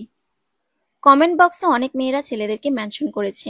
অনেকে লিখেছে, এমন প্রেমিক কই পাওয়া যায়, আমাদের কপালেও জুটুক। আবার অল্প সংখ্যক মানুষ লিখেছে, এগুলো ফটোশুট করেছে। সত্যি সত্যি এমন কেউ করে নাকি? কিছু কমেন্ট পড়তে পড়তে আরেকবার রিফ্রেশ করে দেখলো শেয়ার সংখ্যা 5,000, লাইক 18,000, মুহূর্তে মুহূর্তে বাড়ছে। জগৎ বিস্তৃত হয়ে যখন এই পোস্টে মিফতা ডুবেছিল, তখন ওকে বাস্তবতায় আশ্রে ফেললো ওর হাতে ধরা মুঠোফোনের রিংটন। কলার আইডি দেখে পিলে চমকে গেল। নিমিষেই গলা শুকিয়ে কাঠ হয়ে গেল। নওমি নির্ঘাত এটা দেখেই কল করেছে। এই সাংঘাতিক মেয়েটা আজ মিফতার মাথাটাকে বেলের মতো করে ফাটাবে, নাকি ধর থেকে মুন্ডু বিচ্ছিন্ন করে ফেলবে কে জানে। যাই হোক, ওর আজ রক্ষা নেই। একটা হেলমেট দরকার মনে হচ্ছে, সাথে একটা রোবোকপের শিল্ড। নিজেকে রক্ষা করার জন্য এটার বিকল্প কি থাকতে পারে? আপনি প্রেমিক পুরুষ, তাই না? আমরা বেস্ট কিউট কাপল। আমরা কাপল কবে হইলাম? হিরো হইতে ইচ্ছা করছে, সব হয়েছে আপনার জন্য। নওমির গলা রীতিমতো চড়া। মিফতার মনে হচ্ছিল কানের মধ্যে কেউ হুইসেল বাজাচ্ছে। সে এতক্ষণ কিঞ্চিত ভয় পাচ্ছিল ঠিকই, কিন্তু তাই বলে পুরো দোষ নিজের কাঁধে তুলে নিতে সে নারাজ। মিফতা ফোড়ন কেটে বলল, সব আমার জন্য হয়েছে। আমি অলিখিত মৌলিক অধিকারের গল্প শুনাইছি, আপনি তো ইমোশনাল ব্ল্যাকমেইল করলেন আমারে। সব দোষ আপনার। আমি বলে সব হয়েছে। আপনি যদি না ডাকতেন আমি আজ বের হতাম না। বের না হলে ভাইয়ার চোখেও পড়তাম না, স্যান্ডেলও ছিঁড়ত না, বা সে মিথ্যা বলার প্রয়োজন হইতো না। মিফতা বলল, একটা গল্প শুনবেন? ছেলেবেলায় শোনা বা পড়া? ফাজলামো করেন, আমার সাথে বাটপারি করে পার পাবেন না। বিটলামি কিভাবে করে? আপনি তো সদ্য ভূমিষ্ঠ শিশু, আপনার এখন ক্যাকা করে মায়ের কোলে শুয়ে থাকার কথা। মিফতা নাছরবান্দা গল্পটা বলার জন্য নওমির কথাকে সে আমলে নিল না। বলল, শুনুন না। একবার এক রাজ্যে একটা চোর গেল চুরি করতে, কিন্তু ঘটল অঘটন। জানালায় উঠতেই তা সহ ভেঙে পড়ে গিয়ে চোরের পায়ের দফা রফা হয়ে গেল। সে বিচার চাইতে গেল রাজ দরবারে। এমন নিম্নমানের কাজ যে করছে, সে কাঠমিস্ত্রিকে রাজার সামনে তলব করা হলো। তো কারিগর এসে বলল, সে যখন জানালার কাজ করতেছিল তখন একজন লাল জামা পরা সুন্দরী মেয়ে তার সামনে দিয়ে যাওয়ায় তার মনোযোগে ব্যাঘাত ঘটছে, তাই এমন হয়েছে। তলব করা হলো সেই লাল জামা পরা তরুণীকে। ওকে থামিয়ে দিয়ে নওমি বলল, আমি গল্পটা শুনেছিলাম। মেয়েটা এসে বলল এতে তার দায় নেই, কারণ লাল জামাটা সে বানায় নাই, বানাইছে তাঁতি। তখন রাজার আদেশে তাঁতিকে ধরে এনে শুলে চড়ানো হলো। মিফতার দ্বিগুণ উৎসাহ নিয়ে বলল, দেখেন তো, চোর চুরি করে পার পেয়ে গেল, কাঠমিস্ত্রি দায়িত্বে অবহেলা করেও নির্দোষ বলির পাঠা হলো কিনা। একেবারে নিরপরাধ তাঁতি। আপনি তো ওই গবেট রাজার মতোই অবিবেচক। নিজেকে বেশি চালাক ভাবার চেষ্টা করবেন না, বুঝলেন? ওই ফটোগ্রাফারকে আপনি নিশ্চয়ই চেনেন, নইলে টাইমিং কি করে এতটা মিলে গেল? অদ্ভুত তো, ফটোগ্রাফারকে আমি চিনব কোত্থেকে? সে আমার শালাও না। থরি। মুখ ফসকে মিফতার শুরু করতে যাওয়া দীর্ঘ অপ্রয়োজনীয় কথা থামিয়ে দিয়ে নওমি বলল, না চিনলে চেনার চেষ্টা করুন। সে যা করেছে তা ক্রাইম। অনুমতি ছাড়া ছবি তুলে সেটা সোশ্যাল মিডিয়ায় ছড়িয়ে দিয়েছে। আমাদের প্রাইভেসি হ্যাম্পার হয়েছে। সবচাইতে বড় কথা, মিথ্যাচার করেছে। আপনার সাথে আমার নাম এত রোমান্টিক ভাবে আসছে, কি বিশ্রী ব্যাপার। মিফতা এবার খ্যাপা গলায় বলল, হ্যাঁ, ক্ষতি তো আপনার একলার হয়েছে, আমার তো কোনো ক্ষতি হয় নাই। সবাই জানতো আমি সিঙ্গেল। এখন সবাই কি বলতেছে জানেন?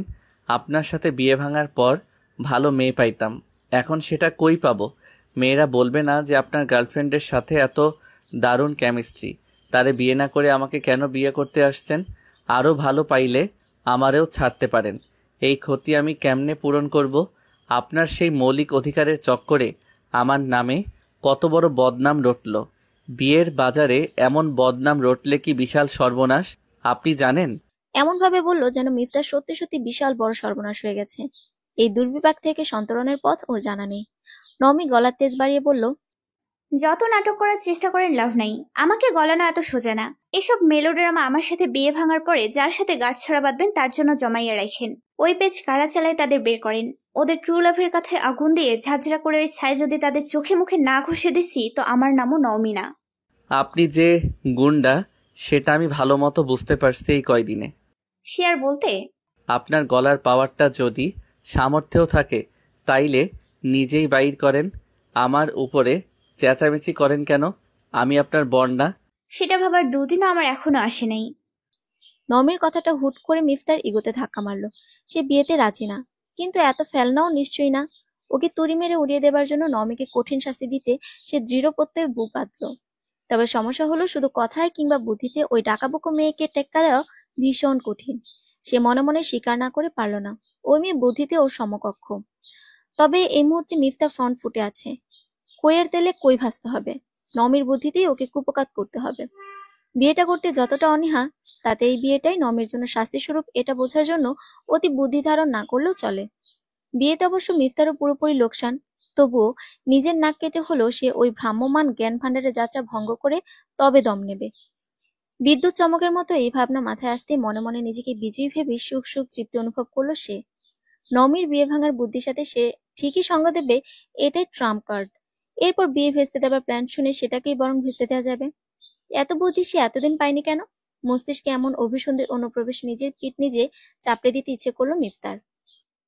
গত দুদিন ধরে মিফতা প্রবল জ্বরে নাকাল হয়ে বিছানায় পড়ে আছে। মালার যাবার কথা ছিল ভাইয়ের বাসায়, তিনি কি যেন স্বপ্ন দেখেছেন, তাই সব ভাই বোনকে ডেকেছেন। কিন্তু মিফতাকে এভাবে রেখে মালা যেতে পারলেন না। তার ছেলেটা ভারী মুখরা ধরনের হয়েছে, যতটুকু বোঝে বলে তার দ্বিগুণ। কাজের বেলায় অবশ্য খানিকটা অকর্মণ্য ধরনের। ঠিক অকর্মণ্য অবশ্য বলা যায় না, কারণ মন দিয়ে করলে সে ঠিকঠাক মোটামুটি অনেক কিছুই পারে, কিন্তু বড্ড অলস। এই অলসতাই ওর শত্রু। আগে যখন পড়তে বসতো বড় জোর 1 ঘন্টা টেবিলে থাকতো, এরপর ঘ্যান ঘ্যান করে বসানো সম্ভব হতো না। তবে পরীক্ষা যখন দরজায় কড়া নাড়তো তখন আটঘাট বেঁধে মরিয়া হয়ে পড়তো। রেজাল্ট চোখ ধাঁধানো না হলেও কখনো খারাপ হয়নি, তাই তারা তেমন চাপ দেননি। মিফতার আগে তার একটা সন্তান হয়েছিল। সেই শিশুকে তিনি জন্মের 18 দিনের মাথায় হারিয়ে ফেলেছিলেন। তারপর প্রায় 2 বছর কেটে যাবার পরে মিফতা পেটে আসে। কত চোখের জলের বিনিময়ে তিনি নতুন করে মাতৃত্বের স্বাদ পেয়েছিলেন। সেই থেকে তিনি ছেলের প্রতি প্রায় অন্ধই বলা যায়। জামিল খানিকটা কঠিন হবার চেষ্টা করলেও তিনি মিফতার মাথায় তার স্নেহের আঁচল বিছিয়ে ছায়া দিয়ে এসেছেন চিরকাল। প্রচ্ছন্ন প্রশ্রয় দিয়েছেন। ছেলের সব কাজ নিজের হাতে করতে পছন্দ করতেন। ছেলের স্কুলের ইউনিফর্ম থেকে শুরু করে ব্যাগ গুছিয়ে দেওয়া, মুখে তুলে খাইয়ে দেওয়া, ঘর গুছিয়ে দেওয়া, কাপড় ধুয়ে দেওয়া সব তিনি নিজে করতেন। শুধুমাত্র গোসলের পরে নিজের কাপড়টা নিজে ধোয়া হয়। এভাবে বড় হতে হতে একসময় অভ্যস্ততা এমন বেড়ে যায় যে কিছুই আর নিজে করতে পারে না কিংবা করতে চায় না। এই ছোটখাটো কিছু বদভ্যাস বাদ দিলে এমন ছেলে কয়টা হয়, ভেবে ভেতরে ভেতরে তার বুকটা চওড়া হয় গর্বে। মিফতা বড়দের সাথে কখনো বেয়াদবি করেনি, বন্ধুদের সাথে ভীষণ প্রাণোচ্ছল। পরিবারে অন্তর্পান, বাজে সঙ্গ নেই, ধূমপানের অভ্যাস নেই, অলসতায় অগোছালো স্বভাব আর বেশ খানিকটা হাম্বড়া ভাব। এই তো একদিন ঠিক কেটে যাবে। তিনি মনে প্রাণে চান নওমির সাথে মিফতার বিয়েটা হোক। মেয়েটার সাথে কথা বলে মালার মনে হয়েছে ওর ভেতর বাইরে একরকম, কপটতা নেই, তবে দুটোই খানিকটা রকচটা। তবে তিনি যেন মনে মনে জানেন এরা রাজজোটক। একটু খুনসুটি না হলে আবার সংসার হলো নাকি?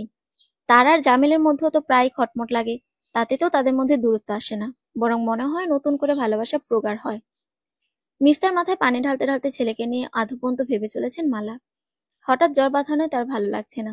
ওদিকে ছেলে মুখে কুলু পেটেছে, আজ জ্বর একটু নেমেছে, এই স্বস্তি। নওমি 2 দিন আগে শেষবার মিফতার সাথে কথা বলেছে, আর কথা হয়নি। মাথায় একটা জবরদস্ত পরিকল্পনা এসেছে। অনিচ্ছা সত্ত্বেও এই ঝগড়াতেই স্কন্দকাটা ভূতের সাথে শেয়ার করতে হবে, কারণ এই প্ল্যান একা একা এক্সিকিউট করা সম্ভব নয়। শতভাগ গ্যারান্টিযুক্ত আইডিয়া, তবে একটা রিস্ক ফ্যাক্টর আছে। ওই বাটাকে সে পুরোপুরি বিশ্বাস করতে পারছে না। এতটা সুবোধ বালক মিফতা নয়। কিন্তু কল কেন ধরছে না? নওমির বরাবরই ধৈর্য একটু কম। কোনো কিছু মাথায় এলেই হলো, তা বাস্তবায়ন না হওয়া পর্যন্ত স্বস্তি পায় না। 3য়বারের চেষ্টায় সফল হলো। ফোন ধরছেন না কেন? জরুরি কথা আছে। এরপরও পাশ থেকে সাড়া না পেয়ে সে বলল, হ্যালো। তুমি নওমি না? সর্বনাশ, ওই ব্যাটা তার মাকে দিয়ে কল ধরিয়েছে।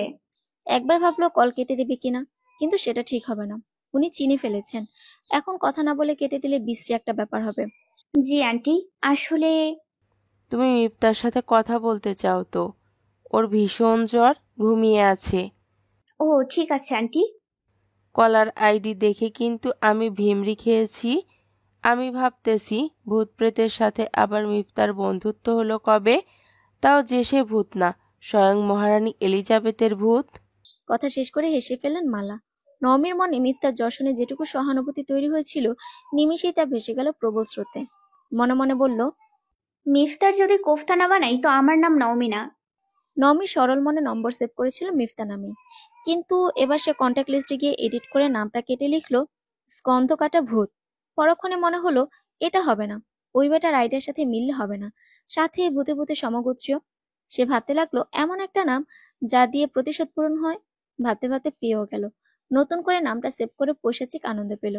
এরপর সহসা মনে হলো মিফতার শরীর কতটা খারাপ জিজ্ঞেস করা দরকার ছিল। আবার কল করবে? না থাক, কি ভাববেন আন্টি। মিফতার জ্বর পুরোপুরি সারতে আরো 2 দিন লাগলো।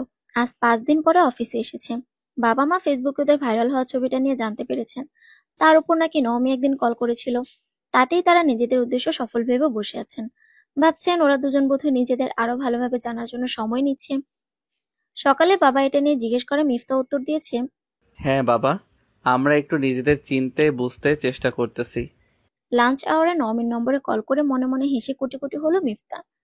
কি ব্যাপার, আপনি নাকি আমার খোঁজ করেছিলেন? হ্যাঁ, আপনার শরীর এখন কেমন? বাব্বা, বিয়ের আগেই এত দরদ? ফালতু কথা না বললে আপনার পেটের ভাত হজম হয় না। খাবার হজম ঠিকই হয়, কিন্তু আপনার এই দরদ হজম করাই কষ্টকর হয়ে যাচ্ছে, একেবারে অপাচ্য মনে হচ্ছে। নওমীর সাথে কথা লড়াই চালিয়ে যেতে কেন যেন মিফতা ভীষণ উপভোগ করে। কথার যোগ্য পাল্টা উত্তর না পেলে কথা বলে মজা পাওয়া যায় নাকি? তাহলে বরং কিছু হজমি খান আগে, তারপর কল দেই। আপনার পরিপাকতন্ত্র ঠিকঠাক কাজ করা শুরু করলে একটা আইডিয়া মাথায় এসেছিল, সেটা না হয় তখন শেয়ার করতাম। এবার টনক নড়ল মিফতার। নিজের মাথা ঠান্ডা রাখতে হবে, বেফাস কথা যেন মুখ ফসকে বেরিয়ে না যায়। এখন বিশ্বস্ত থাকতে হবে। সে যেন মনে মনে এন্টি পার্টি। এটা যখন কোনোভাবেই ওই অতি চালাক শিয়াল পণ্ডিতকে বুঝতে দেওয়া যাবে না। ওরে গ্রেট, আমি অবশ্য কিছু আইডিয়া পেয়েছি, আপনারটা এখনই বলতে পারেন। আপনি অফিসে? হ্যাঁ। আমি আপনাকে একটা অ্যাড্রেস টেক্সট করতেছি, অফিসে এসে সেখানে চলে আসবেন। মিফতা বলল, একটা কথা, আজ কোনো কিছু হলে সেজন্য কিন্তু আমাকে দায়ী করবেন না, আমি নিজেই ভিকটিম। আমি ওই পেজে ফটোগ্রাফারে পাইছি। আপনি যে অকর্মার ঠিকই সেটা আমার বোঝা হয়ে গেছে। হ্যাঁ, আর আপনি কর্মের ঢেকি, সারাক্ষণ ধান ভানেন। আপনি কুতর্ক পরিহার করুন, বাচ্চা ছেলে না এখন। মিফতাকে কিছু বলার সুযোগ না দিয়ে কল কেটে দিয়েছে নওমী। 1 মিনিট পরেই ওর হোয়াটসঅ্যাপে মেসেজ এলো, তাতে একটা লোকেশন দেওয়া। পরপর আরো 2টো মেসেজ এলো, একটাই লেখা, আজ টাইম মেনটেন করবেন কিন্তু, নইলে আপনার মাথায় কাঁঠাল ভাঙবো। হ্যাঁ, মহারানী এসেছে, জো হুকুম। মহারানী বলে তার পিছে পিছে ঘড়ির কাঁটা ধরে দৌড়াতে হবে। তুই তোর কাঁঠাল নিয়ে গোল্লায় যা, ফাজিল মেয়ে। মনে মনে কথাগুলো আওড়ালো মিফতা। কাঁঠালে যে ওর ভয়ানক ফোবিয়া তৈরি হয়েছে এটা নওমী জানে নাকি? নওমীর পরের মেসেজে লেখা, আপনি আমার ফোন নম্বর যে নামে সেভ করেছেন তার প্রতিশোধ হিসেবে আপনার নামটাও আবার নতুন করে সেভ করেছি। নিজের নাম জানার কৌতূহল হচ্ছে, পরে আবার এভিডেভিট করে মিফতা নাম বদলে সেই নামটা না দিতে চান। ওর কন্ট্যাক্ট লিস্টে এই মেয়ের নাম সে কি নামে সেভ করেছে তা ওই বদমেয়ে জানলো কি করে? সত্যি সত্যি ভূত প্রেতের সাথে যোগ সাজস আছে নাকি? পরক্ষণে সে বুঝলো এক্ষেত্রে মেইন কালপ্রিট ওর মা। সেদিন নির্ঘাত জানিয়েছে, মা এটা একদম ঠিক করেননি, ঘরের কথা কেন পরকে জানাতে হবে? সে উত্তর দিল, তাহলে বরং আমরা দুইজন একসাথেই অ্যাপ্লাই করবনি কেমন? আমার দেয়া আপনার নামটাও শ্রুতিমধুর। আহা। উত্তর এলো কিনা সেটা চেক করবার আর সময় হলো না।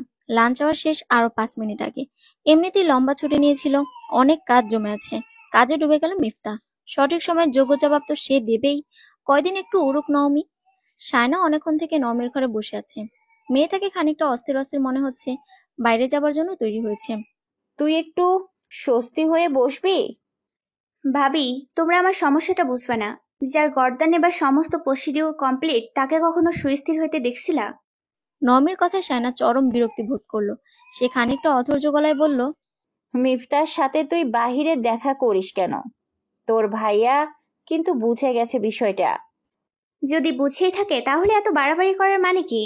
আচ্ছা, তোমাদের বিয়ের সময় আমি যেটা করছি ওইটার একটা কারণ ছিল। এখন ভাইয়ার স্বার্থটা কোথায়? ওইসব ও মনে রাখে নাই রে। তাছাড়া তোরা 2 ভাই বোন নিজেদের এই ঝগড়ায় আমারে টানিস না কিন্তু, বলে দিলাম। পরে দেখা যাবে তোরা 2টে মিলে গেছিস, আমি মাঝখানে তোদের শত্রু হয়ে গেছি। নীরব তোর খারাপ চাইবে? নওমি কিছু বলল না। এখন বেশি কথা বলে প্ল্যান ভেস্তে যাবে। নীরবের সাথে ওর যেটুকু খুনসুটি তা কেবল কথায় সীমাবদ্ধ। তারা কেউ পরস্পরের কোনো ক্ষতি হোক তা ঘুণাক্ষরেও চায় না, বরং একজনের সামান্য বিপদেও অন্যজন ঢাল হয়ে সামনে চলে যাবে। এটা নওমি জানে। তবুও মিফতাকে কোনোভাবেই নিজের জীবনসঙ্গী ভাবতে পারে না। কথায় কথায় অপযুক্তি, বাজে তর্ক। ছেলেরা এত কথা বলে নাকি? তার উপর আছে প্রথম দিনের ওই বিচ্ছির অভিজ্ঞতা। দোষ বলে শেষ করা যাবে না। কোনো সময় জ্ঞান নেই, কমন সেন্সও নেই, খালি আছে চেহারা। পারফেক্ট মাকাল ফল যাকে বলে। বাইরে থেকে সুন্দর, ভেতরে অন্তঃসার শূন্য। ওর কল্পনার জীবনসঙ্গীর থেকে সহস্র গুণ দূরে মিফতা। ঘাড়তেরা গবেট একটা। এই নামে নম্বরটা সেভ করে ভালো হয়েছে। তবে এর চাইতে যথোপযুক্ত নামের সন্ধানে আছে সে। শোন, কাউকে ঠিকমতো জানতে হলে, বুঝতে হলে তাকে খুব কাছ থেকে জানতে হয়। মিফতার মধ্যে তেমন কিছু না থাকলে তোকে বাবা, মা, নীরব কেউই জোর করতো না নিশ্চয়ই। আচ্ছা ভাবি, আমি ভেবে দেখব। আজ সত্যি সত্যি ইরার বাসায় যাচ্ছি, ফিরতে দেরি হবে। ইরার বাসায় যেন আবার মিফতার ঠিকানা না হয়ে যায়। হেসে বলল সায়না। নওমি বেরিয়ে পড়ল ঘর থেকে। এবার যেতে হবে। ওই কাণ্ডজ্ঞানহীন লোকটার সাথে দেখা করতে হবে।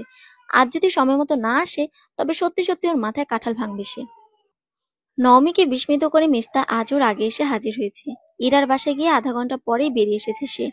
মিফতা ওকে দেখা মাত্র ভুবন ভোলানো হেসে বলল, আজ কিন্তু আমি অন টাইম।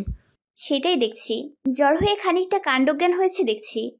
জ্বর থেকে যদি দারুণ কিছু হয় তবে খারাপ কি? কপি করা ডায়লগ ছাড়া আর কি জানেন আপনি? অনেক কিছু, কিন্তু নিজের জ্ঞান প্রকাশের সুযোগ পাচ্ছি না। আপনারা আমার মতো একজন বিশিষ্ট বুদ্ধিজীবী হারাচ্ছেন, দুঃখজনক। নাটকে ভঙ্গিতে বলল মিফতা। নওমির ধৈর্যচ্যুতি ঘটল এবার। তা সেই জ্ঞান প্রয়োগ করে কয়টা প্ল্যান বের করলেন? মিফতা মনে মনে বলল, যে প্ল্যান পেয়েছি তাতে খুব শীঘ্রই তোমার অতিবুদ্ধি নিয়ে ক্লিন বোল্ড হবে। মুখে অবশ্য তার আভাস দিল না। বলল, সেটা তো আপনি বের করেছেন, শুনি আগে। এই রাস্তায়? তাহলে চলুন, এদিকে একটা কফি শপ আছে, সেইখানে গিয়ে বসি।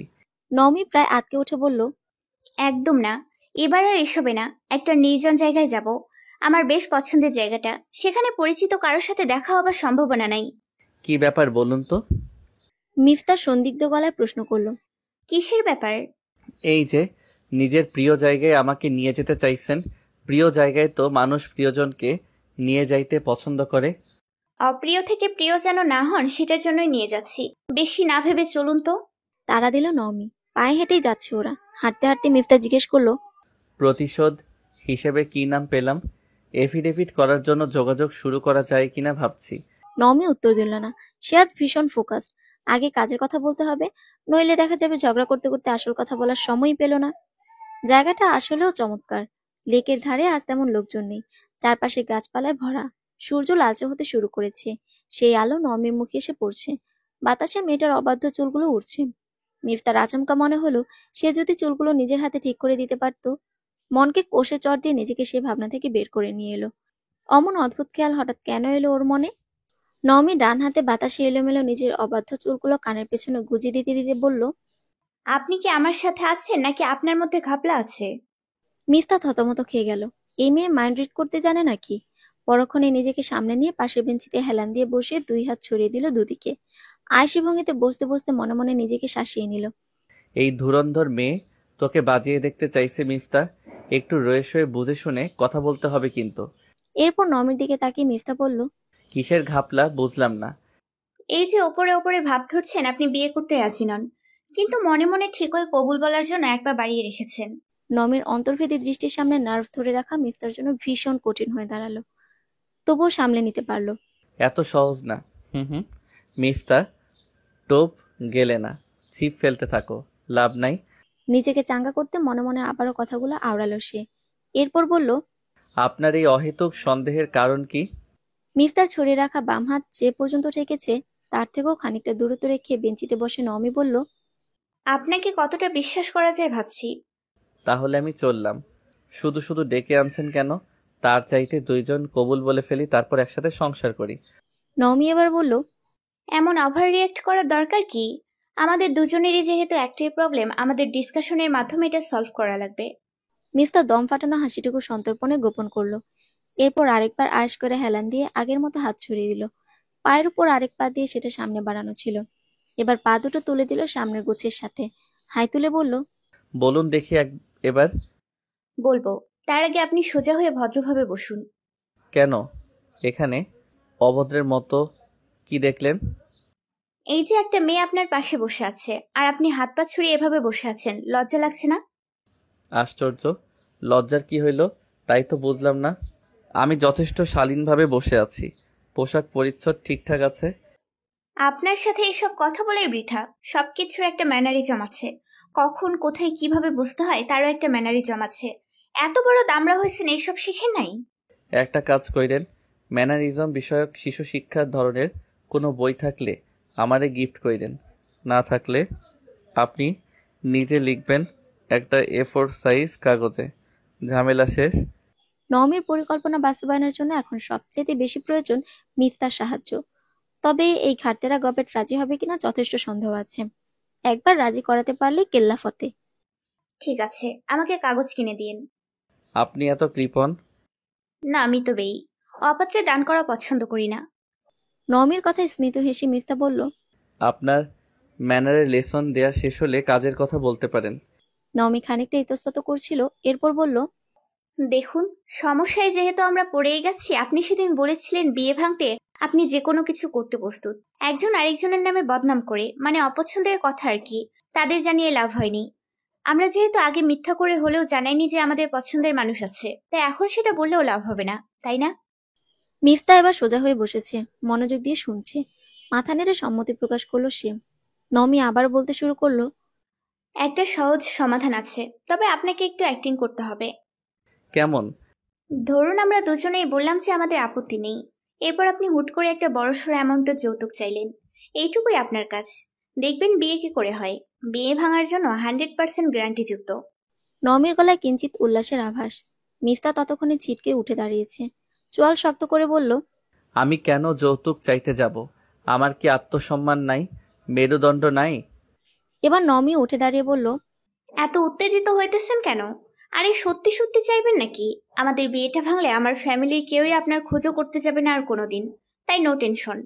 মিফতা এবার নিজের উদগত উত্তেজনা কমিয়ে কয়েকবার শ্বাস টেনে বলল, তাইলে আর একটা কাজ করতে পারেন। আপনি আমার মায়ের কাছে গিয়ে বলবেন বিয়ের পরে আপনি আমাকে নিয়ে আলাদা থাকতে চান। এইটুকুই আপনার কাজ। আমি যেহেতু তাদের একমাত্র সন্তান, দেখবেন বিয়ে কি করে হয়। বিয়ে ভাঙার জন্য এটাও 100% গ্যারান্টি যুক্ত প্ল্যান। নওমীর বলা কথাগুলোই ওকে ফেরত দিল মিফতা। এতে ওর সুন্দর মুখাবয়বে ক্রোধের ছাপ পড়ল। নওমী খানিকটা গলা উঁচিয়ে বলল, ফজলামো করেন? মিফতা আরেকবার নওমীর বলা কথাগুলো ফিরিয়ে দিল ব্যঙ্গাত্মক সুরে। এত উত্তেজিত হইতেছেন কেন? আরে সত্যি সত্যি মাকে এসব বলবেন নাকি? আমাদের বিয়েটা ভাঙলে আমাদের ফ্যামিলির কেউই আপনার খোঁজও করতে যাবে না আর কোনোদিন। তাই নো টেনশন। আপনি যে একটা মহা ধরিবাজ লোক সেটা আমি খুব ভালো মতো জানতাম। শুধু শুধু সময় নষ্ট করলাম। আর আপনি যে স্বার্থপরের মতো কেবল আমাকে ফাঁসিয়ে দিতে চাইলেন তার বেলা। সামান্য একটা কথাই বলতে বলেছি। আমিও তাই। নওমী বলল, অদ্ভুত তো, আপনার মায়ের সাথে আমি কেন শুধু শুধু ঝামেলা করতে যাব? উনি গুরুজন। ও তাই? তাহলে আপনার বাবার কাছে আমি কেন যৌতুক দাবি করব? মিথ্যা মিথ্যেও সম্ভব না। আমার পক্ষেও সম্ভব নয়। নওমীও দৃঢ় গলায় বলল। মিফতা ডুবন্ত গোধূলির সূর্যের দিকে পলকের জন্য চোখ রেখে দৃষ্টি সরিয়ে নিয়ে সরাসরি নওমীর চোখের দিকে তাকিয়ে বলল, তাহলে কি বিয়েটা হচ্ছে? একদম নয়। আপনার মতো অপরিচ্ছন্ন ম্যানারলেস লোককে বিয়ে করা চাইতে ডুবে মরা ভালো। এক্সকিউজ মি, অপরিচ্ছন্ন মানে? আমি রেগুলার গোসল করি, পরিষ্কার জামা কাপড় পরি। প্রতিবাদের সরব হলো মিফতা। শুধু নাক খুঁটে খাবার বেলায় হাত ধুতে ভুলে যান। একদম বাজে কথা বলবেন না। আপনি কোথাকার কোন মহারানী? নওমী এবার মৃদু হেসে তাচ্ছিল্য ভরে বলল, কেন ভুলে গেলেন? মহারানী এলিজাবেথের ভূত তো আপনারই দেয়া নাম। মনে রাখবেন, জ্যান্ত মানুষের চাইতে ভূতের পক্ষে ঘাড় মটকানো সহজ। সন্ধ্যা হয়ে গেছে, আসি। আর এক মুহূর্ত দাঁড়ালো না নওমী। হতভম্ব মিফতা সেই গমন পথের দিকে তাকিয়ে রইল। যে করেই হোক বিয়েটা ভাঙতে দেওয়া যাবে না। মামার বাড়ির আবদার আর কি? যৌতুক চাইব? এই মেয়ের মাথায় নির্ঘাত সিট আছে। সেদিন পড়ন্ত বেলায় নওমীর সাথে ঝামেলার পর ওর সাথে আর কথা হয়নি মিফতার। সেই পরশু থেকে আজ পর্যন্ত বহুবার ওর ইচ্ছে হয়েছে একবার অন্তত কল করে ঝগড়া করতে। কয়েকবার নওমীর নম্বরটা বের করে ডায়াল করতে গিয়েও আর করা হয়নি প্রগাঢ় সংকোচে। নওমী নিশ্চয়ই নাকে তেল দিয়ে ঘুরছে, নিশ্চিন্তে। এটাই মিফতার সহ্য হচ্ছে না। ওকে একটু না জ্বালিয়ে সে শান্তি পাচ্ছে না। ওদিকে দিনে কতবার করে যে বাবা মা ওকে এই বিয়ের ব্যাপারে বলতে বলতে মিফতার কানে 14টা বাজিয়েছেন, নির্ভর জীবনের শান্তি বিঘ্নিত করেছেন, তারাও কেন যেন কথাটা আর তুলছেন না। বোধহয় ওদের সময় দেবার প্রয়াসেই। হাজার হোক, মিফতার জন্য বিষয়টা একটা প্রেস্টিজ ইস্যু। এতদিন সে সবসময় না না করে প্রবল আপত্তি জানিয়ে এসেছে। এখন আকবরের সম্মতির কথা বলা যায় নাকি? মান সম্মানের একটা ব্যাপার আছে না? মা অবশ্যই হাসি ঠাট্টা করবেন, পারলে নমিকেও এই ঘটনা তেল মশলা মিশিয়ে সুস্বাদু করে ভ্যাকুয়াম প্যাকেটে ভরে সাপ্লাই দেবেন। তাতে ওই সাজালো মেয়েটার কাছে ওর নাক কাটা যাবে। এটা সে কিছুতেই হতে দেবে না। আবার নমিকে যত তাড়াতাড়ি জব্দ করা যায় মনে মনে সেই ছক কষাও শেষ। কিছুতেই তর সইছে না। পুরনো কিছু ইরেজার দিয়ে ঘষে মেজে তুলে ফেলে নতুন কিছু যুক্ত হচ্ছে অভিসন্ধিতে। মিফতা যখন দেখলো দুদিন পেরিয়ে যাচ্ছে তবুও কেউ কথা তুলছে না, তখন ওর বাঁধ ভাঙলো। সে নিজেই আজ রাতে খাবার টেবিলে ইনিয়ে বিনিয়ে মত প্রকাশ করবার জন্য সচেষ্ট হলো। মা, ভাবছি লন্ড্রিতে কাপড় কাচতে পাঠানো বিশাল ঝামেলা। মালা মিফতা প্লেটে ঢেঁড়সবাজি তুলে দিতে দিতে বললেন, তোর কাছে তো সবই ঝামেলা। জীবনে কোন কাজটা তোর ঝামেলা মনে হয় নাই? মিফতা হতাশ হলো। মা ওর ইঙ্গিত কেন ধরতে পারলেন না? অথচ কিছুদিন আগে নিজেই বলেছেন বিয়েতে মত না থাকলে লন্ড্রি রেস্টুরেন্টে অভ্যাস করতে। সে ঢেঁড়সবাজি দেখে নাক কুচকে বলল, রেগুলার রেস্টুরেন্টে খেতেও ভালো লাগবে না, অ্যাসিডিটি হয়। এবার জামিল বলল, বাসা থাকতে তুই খামোখা রেস্টুরেন্টে প্রতিদিন খেতে যাবি কেন? ট্রান্সফার হওয়ার সম্ভাবনা আছে নাকি? মিফতা এবার অসহায় বোধ করলো। এরা কেউ কি বুঝতে পারছে না? এমনি শখ হয়েছিল, এখন মিটে গেছে। ভালোই। এইসব অকাজের শখ থাকা কাজের কথা না। মিফতা এবার প্রবল ধৈর্যের পরিচয় দিয়ে ওর হাতে থাকা তুরুপের শেষ তাস প্রয়োগ করলো। বলল, আমি এখন একটু দায়িত্ব নেওয়া শিখতেছি। চামেলি পাশ থেকে বলে উঠল, খালামা, ভাইজান বিয়াত রাজি। হাজার হোক, বিয়ার কথা তো শর্মের মুখ পুইটা কইবার পারতাছে না। নিজের বিয়ার বেলায় পোলা মাইয়া হক গলেরই মুখ ফাটত, তই মুখ ফাটত না। মিফতা মাত্র চিংড়ি ঝোল দিয়ে ভাতমুখী তুলছিল, তা গলায় আটকে গেল। এভাবে ওর এত বছরের অর্জিত ইজ্জত সম্মান ভুলুণ্ঠিত হয়ে গড়াগড়ি খাবে সে কোনোদিন কি ভাবতে পেরেছিল? এমন দুর্বল চাল এসেছে ওর হাতে, ওরই বা কি করার আছে? চামেলি পর্যন্ত ওকে নিয়ে মজা করে। জীবনে আর কি বা বাকি আছে? গলায় দড়ি বেঁধে আটলান্টিকে 64 বার ডুব দেওয়া উচিত বলে মনে হলো ওর। ওই এক অদ্ভুত মেয়ে নমির জন্য সব শেষ। লজ্জায় মিফতার ইচ্ছে করলো মাটি ফুঁড়ে মাটির গভীরে লুকোতে। খাবার টেবিলে জুড়ে হাসির রোল পড়লো। মালা মিফতাকে পানি সহ গ্লাস এগিয়ে দিলেন। ছেলে একটু স্বস্তির হলে তিনি হেসে বললেন, কেমন দায়িত্ব নিতে পারিস তার নমুনা তো দেখলামই। এমন ঘুরাইয়া পেঁচায়া না বলে সরাসরি বললেই তো ঝামেলা হইতো না। এমন তো না যে নিজের গোপন প্রেমিকারে প্রথমবার বাপ মায়ের সাথে পরিচয় করাইয়া দিতেছিস। জামিল পর্যন্ত হাসতে হাসতে বললেন, এত লুকোচুরির কি আছে বুঝলাম না। প্রথম থেকে সব বুঝেছে সবাই, কেবলই ওকে অপদস্থ করার জন্য বসেছিল। নিজের বাড়িকেই মনে হচ্ছে শত্রুর ঘাঁটি। বশীকরণ বিদ্যা রপ্ত আছে কিনা ওই নাগিনীর কে জানে। সাপের রোজা হয়ে বিন বাজানোই শিখতে হবে আগে। শুয়ে শুয়ে একটা উপন্যাসে চোখ রাখছিল নমি, তবে কেবল পাতা উল্টানোই সার, কিছু পড়ার হচ্ছিল না। এত চমৎকার একটা বই, অথচ কেমন পানসি লাগছিল। মাঝে মধ্যে অকারণ মন খারাপের একটা ছায়া অবচেতনেই পরশ বুলে যায়। তেমনই এক অকারণ বিষণ্ণতার সুর ওকে আচ্ছন্ন করে রেখেছে সারাটা দিন ধরে। এমন এক ঘোর অবচেতনে নমির মনে হলো মিফতার সাথে থাকলে রাগ হয়, জেদ চাপে, কিন্তু সময়টা ব্যস্ততায় কাটে। অন্তত পানসে হবার সম্ভাবনার ঘুণাক্ষরেও নেই। ঝগড়া করতে করতে সময় কোন দিক দিয়ে কতটা গড়িয়ে যায় বোঝার উপায় থাকে না। পরক্ষণে সে চৈতন্যে ফিরল। কি ছাতা মাথা ঘোড়ার ডিম খেয়াল আঁকিবুকি করে যায় মনের সাদা শূন্য ক্যানভাসে, যে নিজের উপরই বিরক্ত লাগে। ধুর ছাই। এর মধ্যে মা এসে ডেকে বললেন, একবার আমাদের ঘরে আয়, তোর বাবা ডাকছে। নমি একরাশ আলস্য ভেঙে বিছানা ছাড়ল। এরপর চলল বাবার সাথে কথা বলতে। এই একটা মানুষকে সে ভয় পায়, সমীহ করে। ওর এভাবে ডাক পড়ার কারণ সম্পর্কেও সে অবগত। ভয় পেলেও নমি ঠিক করেছে নিজের অপছন্দের বিষয়টা খোলাখুলি বাবাকেই জানাবে। মাহমুদ সাহেব অত্যন্ত রাশভারী গোছের মানুষ। কথা বলেন খুব কম, হাসেনও অল্প, তবে যা বলেন তা কার্যকর হয়। নমি মনে করতে পারে না কবে ওর সাথে তিনি গলা উঁচিয়ে কথা বলেছেন। তবে এই ভারী কি চালে শীতল গলায় বলা কথা অগ্রাহ্য করার মতো সাহস ওর কখনো হয়নি। বাবাকে অবশ্য নমি ভীষণ ভালোবাসে। তাকে এভাবে দেখতে দেখতে ওর একটা বদ্ধমূল ধারণা হয়েছে ব্যক্তিত্ব মানে কেবলই এমন গাম্ভীর্য। এর অন্যথা হলেই মানুষ যেন ব্যক্তিত্বহীন কিংবা ছ্যাবলা ধরনের কিছু একটা। মনে মনে বাবাকে নিয়ে সে গর্ববোধ করে। নমি কোথায় একটা শুনেছিল যে মেয়েরা তার বাবাকে আদর্শ হিসেবে ধরে নেয়।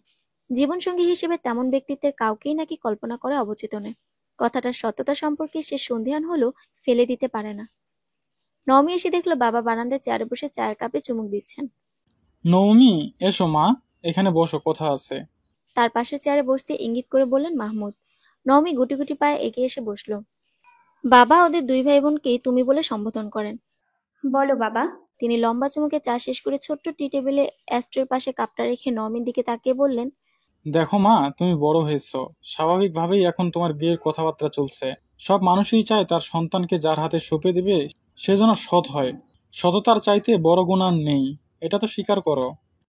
জি বাবা। মিথ্যার মধ্যে আমি সততা দেখেছি।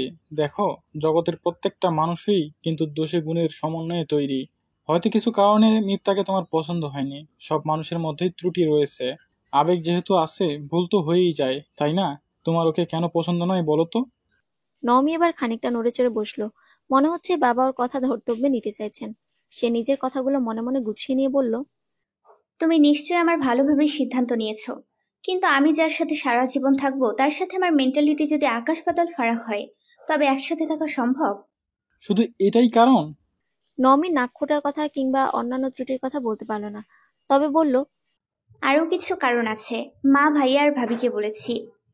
ওদের সাথে আমার কথা হয়েছে, তুমি আরো একটু ভাবো, এরপর আমাকে জানাও। হাজার হোক, তুমি সারা জীবন সংসার করবে, তোমার মতামত এখানে সবচাইতে জরুরি। মিপ্তার সাথে আরেকবার দেখা করো, আরেকটু কথা বলে দেখো, এরপর তুমি যে সিদ্ধান্ত নেবে সেটাই হবে। আলোচনা সেখানেই শেষ হলো। তার আগে বাবা জানিয়েছেন, পরশু ওরা সবাই বাসায় আসবে। নওমি রাতে বিছানায় এপাশ ওপাশ করতে করতে পরশু বাবাকে কি বলবে তা গুছিয়ে নিল। আরো একটা মিটিং নিশ্চয়ই ওর সিদ্ধান্তে পরিবর্তন আনবে না। মিফতার এই 2 দিন কাটলো অস্থিরতায়। নিজের ইগো সরিয়ে নওমিকে কল করতে পারলো না ঠিকই, তবে মনে মনে ঠিকই দৃশ্যকল্প মনস্থ হলো। সেখানে 2 কুশীলব নওমি আর মিফতা তুমুল ঝগড়ায় মত্ত। বাস্তবে তো পুরো পরিবার আছেই। যেদিন থেকে সে বিয়েতে মত দিয়েছে সেদিন থেকে মা ওকে জ্বালিয়ে মারছেন। ওদিকে চামিলি ওকে দেখলে দুঃখী দুঃখী মুখ করে বলে, ভাইজান, কষ্ট পায়েন না, আপনি দেখতে শুনতে রাজপুত্রের লাহান, আপনারে হ্যাঁ ফিরাইবার পারবো না। যেন মিফতা কষ্টে মরে যাচ্ছে আর ওর কষ্টে চামেলি সমব্যথিত। সে ধমক দিয়ে বলল, আমি কষ্ট পাবো কোন দুঃখে? তুমি তোমার নিজের কাজ করো তো। আমার কাম আমি ফাঁকি দেই না, সব টাইম টু টাইম মাইপা মাইপা কইরা ফালাই। মিফতা ওকে থামিয়ে দিয়ে আবারও কিছু বলতে গেল, ওকেই থেমে যেতে হলো। একটা মানুষ এত অপ্রাসঙ্গিক কথা বলতে পারে? বুঝেছি তো ভাইজান, যখন মানুষ কইতেও পারে না সইতেও পারে না তখন কেমন লাগে আমি জানি তো।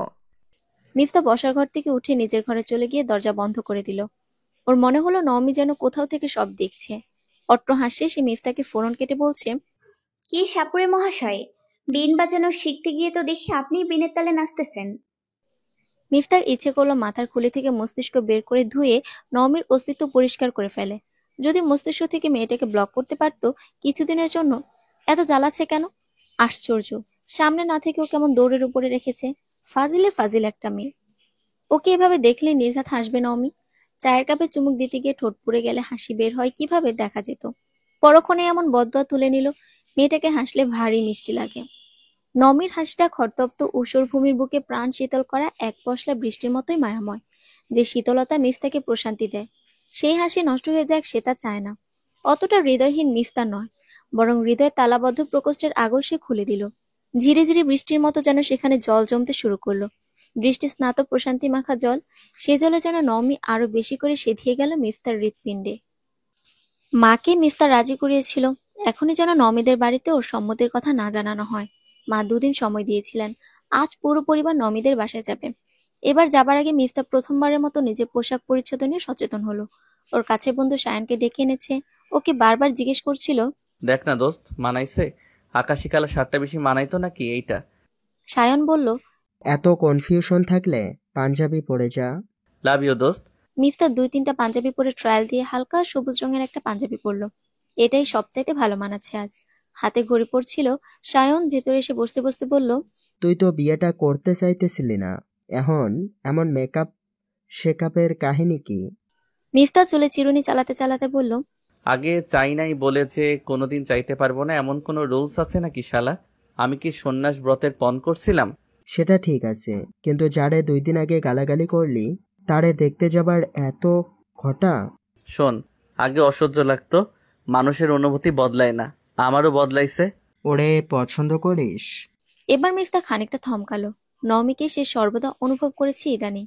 মনে হচ্ছে এর সাথে কথা না বললে, বিশেষ করে ঝগড়া না করলে ওর দম বন্ধ হয়ে আসবে। এই অদ্ভুত চাওয়ার মানে সে জানে না। মিফতা কেবলমাত্র নওমিকে জব্দ করতে বিয়ে করতে চাইছিল, কিন্তু গত কয়েকদিনের এই ঝগড়াহীন, দেখাহীন, কথাহীন সময়টা ওকে চোখে আঙুল দিয়ে বুঝিয়ে গেল এ নিছক জেদ নয়, মনটাও সর্বান্তকরণে নওমিকেই চায়। নইলে বারবার কেন একটুখানি কথা ছোড়াছুড়ির জন্য মনে মন ব্যাকুল হয়ে উঠবে? এক পলক দেখবার জন্য হৃদয় উথাল পাতাল ঢেউ বইবে। কেন মনে হবে রেগে থাকলে মেয়েটাকে ভারী অন্যরকম দেখায়? তেজস্বী অথচ কেমন আপন আপন, ক্ষুব্ধ তবুও যেন ভারী স্নিগ্ধ লাগে, ঝগড়াটে তবুও ভীষণ মিষ্টি, কত দূরের তবুও কেন যেন বহুল আকাঙ্ক্ষিত। কেন সে চায় অদৃশ্য মায়ের অমোঘ টানে মিফতার হৃদয় নিবৃত গহীনে যে আসন পাতা আছে তাতে অধিকার করে বসুক নওমি, আসন অলঙ্কৃত করে পূর্ণ করুক ওকে। তবে সে বুঝতে পারে না, যার নাম শুনলেই গায়ে আগুন ধরে যেত তাকে ঘিরে সহসা এমন অনুভূতি কেন হলো। অনেক ভেবে ভেবে মিফতা আবিষ্কার করলো বিষয়টা অভ্যস্ততার। নওমির সাথে যে কথার লড়াই চলে তা সে উপভোগ করে। এটাকে পছন্দ বলা যায় নাকি ভালোবাসা অথবা অন্য কিছু সে জানে না, তবে এটুকু জানে নওমিকে ছাড়া ওর চলবে না। মেয়েটা কেন যেন ওকে চায় না, সেও তো চাইতো না, সেটা যেন এই বিষয়টা ঠিক এই মুহূর্তে মনেই এলো না। শুকনো অভিমান জমা হলো মনের কোথাও। আজ প্রথমবার প্রত্যাখ্যান জ্বালা ধরালো মিফতার মনে। মালা আর জামিল দুজনেই ছেলেকে দেখে এগিয়ে গেলেন। এমন শতভাগ পরিপাটি মিফতাকে তারা সচরাচর দেখে অভ্যস্ত নন। সেই কবে চাকরির ভাইবা দিতে গিয়েছিল ফরমাল পোশাকে, নিজেকে পরিপাটি করে। কখনো কখনো বিশ্ববিদ্যালয়ের ভাইবাতে এমন মিফতার দেখা মিলত। মালা ছেলের ঘরে এসে দেখলেন আজ খুব একটা এলোমেলো নয় ঘরটা। অন্তত বিছানা চাদর খানিকটা কুঁচকে থাকলেও একেবারে গোয়াল ঘর নয়। বিছানা ছাড়ার পরে তাতে যেন গোছানোর চেষ্টা করার ছাপ। মালা বললেন, একেবারে বর্ষেতে যাচ্ছিস যে, বিয়েটা কি আজই করাবো নাকি? মিফতা ভীষণ লজ্জা পেল। সে বলার চেষ্টা করলো, মা, তুমি? আয়, দেরি হয়ে যাবে এরপর। ছেলের হাত ধরে টেনে বের করতে করতে মালা বললেন, তোকে একটু অগোছালোই বেশি সুন্দর দেখায়। মিফতার পা থেমে যেতে চাইল, বলল, তাহলে এত কষ্ট করে এসব? মালা হেসে বলল, চিন্তা করিস না, তোকে এভাবেই ভালো লাগছে। মিফতা বুঝলো মা আজ আবার মজা করছেন ওর সাথে। এই মুহূর্তে কথা না বাড়ানোই ভালো, পরে নিজে কি বলতে গিয়ে কি বলবে, পাছে বেইজ্জতির এক শেষ হবে, দরকারটা কি? নওমিকে অনেক বলে কয়েও শাড়ি পরানো গেল না। শেষে সায়না হাল ছেড়ে দিল, গাঢ় নীল রঙের সুতোর কাজ করা একটা সালোয়ার কামিজ পরলো। সায়না এবার আর কোনো কথা শুনলো না, ওর উজ্জ্বল শ্যামবর্ণের মুখটায় মানানসই প্রসাধনীর প্রলেপ লাগিয়ে দিল। আমি নিজেই পারতাম। বিয়ের কনেকে নিজে সাজাতে হয় না। তোমাকে কে বলছে? আমি বিয়ের কোণেও নই। আমি নিজেই বলছি। এখন কথা বন্ধ করো তো, মাস্কারাটা দিয়ে দে। সায়না মনের মতো করে নওমিকে সাজিয়ে দিল, এরপর বলল, সাজসজ্জায় মাঝে মধ্যে একটু চেঞ্জ আনা লাগে। দেখো আজকে কেমন অন্যরকম লাগতেছে। মিফতা, তোকে শরতের আকাশ না ভেবে ফেলে। টিপ্পনি কেটে বলল। নমি খানিকটা লজ্জায় পেল। এমন সরাসরি প্রশংসায় কেমন অস্বস্তি হচ্ছে। তবে ওই মাথামোটা গবেটটার জন্য এই সাজ ভাবতেই লজ্জাটুকু মুছে গেল, জায়গা করে নিল রাগ। সায়ান ওর অভিব্যক্তি দেখে আরেকবার ফোরন কাটলো। ঝগড়া থেকে রাগ, রাগ থেকে অনুরাগ, অনুরাগ থেকে ভালো লাগা, এরপর বলে মুহূর্তের জন্য থেমে সুরবদল বলল, ভালোবাসা। ভাবি ভালোবাসা? ওই ঘাটতারার নাক্ষুটা লোকের জন্য? অসম্ভব। জামিল সাহেব এসেছেন আজ। বন্ধুর মেয়ে যদি তার পরিবারের সদস্য হয় তাতে তিনি বড়ই খুশি হবেন। নওমিকে জন্মের পর থেকেই দেখেছেন তিনি, তাছাড়া নিজের ভাইপোকে তো চোখের সামনে বড় হতে দেখেছেন। জামিলের ছেলের বয়স নওমির থেকে অনেক কম। মাহমুদ আর তিনি কত রকম স্ট্রাগল, সুখ দুঃখের মুহূর্ত একসাথে কাটিয়েছেন সেই ছাত্র জীবন থেকে। তার মেয়ের সাথে নিজের ভাতিজা একটা চমৎকার জুটি হবে জীবনে, এমনই বিশ্বাস তার। দুটো চমৎকার স্বচ্ছ মনের মানুষ একসাথে জুড়ে গেলে সংসার হোক কিংবা ব্যক্তিজীবন কোথাও বেগ পোহাতে হয় না। সুখ লুটোপুটি খায় ঘর জুড়ে। তার অত্যন্ত কাছ থেকে দেখা দুজনই। মিফতার মধ্যে ছেলে মানুষই জেদ আছে কিছুটা, কিন্তু সম্মান দিতে জানে মানুষকে। কাছে মানুষের জন্য বড়সড় জীবনে ঝুঁকি নেবারও উদাহরণ রয়েছে। নওমির ক্ষেত্রে কথাগুলো খাটে। এই বয়সে নিজেদের একটা আলাদা মতামত তৈরি হয়, দুনিয়াকে অন্য দৃষ্টিতে দেখতে পছন্দ করে। নিজের বক্তব্যে তারা স্বচ্ছ আর স্পষ্ট, রাগঢাক করে না, কিন্তু বেয়াদব নয়, অকারণে কুতর্ক করে না, সেও সবাইকে যথাযথ সম্মান দেয়। তবুও কোথাও যেন দুজনের টিউনিং হচ্ছে না, কোথাও একটা গ্যাপ থেকে যাচ্ছে। নওমি আর মিফতাকে ছাদে পাঠাবার বন্দোবস্ত সম্পন্ন করে তারা নিজেরা বসলেন জরুরি বৈঠকে। আকাশ আর নওমি যেন আজ মিলেমিশে একাকার। মিফতার চোখে একরাশ বিমুগ্ধতা, অনুভূতি বদলে গেলে কি মানুষের দেখার চোখও বদলে যায়? নমির সৌন্দর্য বেশিক্ষণ দেখবার সুযোগ হলো না, কারণ সাপিনী ফোঁস করে উঠল। এভাবে তাকিয়ে আছেন কেন? তাতে সমস্যা কি? আমার চোখ, আমি তাকিয়ে আছি। কিন্তু আপনি আমার দিকে তাকিয়ে আছেন ছেঁচড়ার মতো, আমার অস্বস্তি হয়। আকাশ বাতাস গাছপালা লতাপাতা যা খুশি দেখুন, আমার দিকে তাকাবেন না। আমি মেঘ দেখছি, একতাল মেঘ ভুল করে এই ছাদে এসে পড়ে গেছে। নমি কড়া চোখে চাইল। আজ হঠাৎ পটাবার তালে আছেন মনে হইতেছে। এসব মেয়ে পটানোর কথা শুনে পড়ে যাবার বয়স বহু আগে পেরিয়ে এসেছি। আপনার বয়স কত? 156? না, এর দ্বিগুণ, 312। আপনি তো দেখছি ম্যাথে অনেক ভালো। 156 ঘরের নামটা বলতে পারেন? কেন, সবার কি আপনার মতো গবেট হওয়া উচিত ছিল? আমি গবেট নই মোটেও। অবশ্য যে যেমন, সে সবাইকে তার মতোই মনে করে। মিফতা কিছু কথা বলার জন্য উসখুস করছিল, কিন্তু এই মেয়ের উপর্যুপরি কথার বানে সে সুযোগ হচ্ছিল না। ধৈর্যের বাঁধ ধীরে ধীরে ভাঙছে। তাই নাকি? এই জন্যই আমার নামের সাথে ভূত বসাইছেন? আপনি ভূত প্রেত নন তো? ভূত নই, কিন্তু ভূতকে মিস করতেছি ইদানিং। মিফতার এই কয়দিনের শূন্যতা যে আচমকা পূরণ হলো নমির সাথে কথা বলতে পেরে। এক পলকা ফুরফুরে বাতাস ওদের ছুঁয়ে গেল, মিফতার মনকেও। সাথে যুক্ত হলো আশঙ্কা, যা জেদি মেয়ে, সে কি শেষ পর্যন্ত মত দেবে, নাকি ওকে একতরফা। মিস করেন মানে? আপনার মতলবটা কি?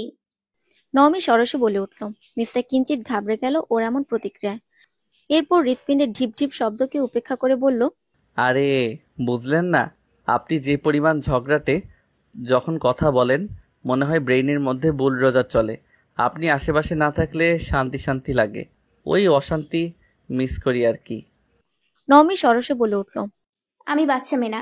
তলে তলে যদি পাল্টি খেয়ে মির্জাফর হওয়ার চেষ্টা করেন, আমি কিন্তু ছাড়বো না। কি মুশকিল, আপনি কি নিজেকে নবাব সিরাজউদ্দৌলা ভাবেন নাকি? তাইলে আপনার সাথে মীর জাফরি করতে যাব কোন দুঃখে? আপনার কিসের দুঃখ সেটা আপনিই ভালো জানেন। আমার সাথে আতা ত করে আমাকেই যদি ধোকা দিতে চান, আপনার কপালে।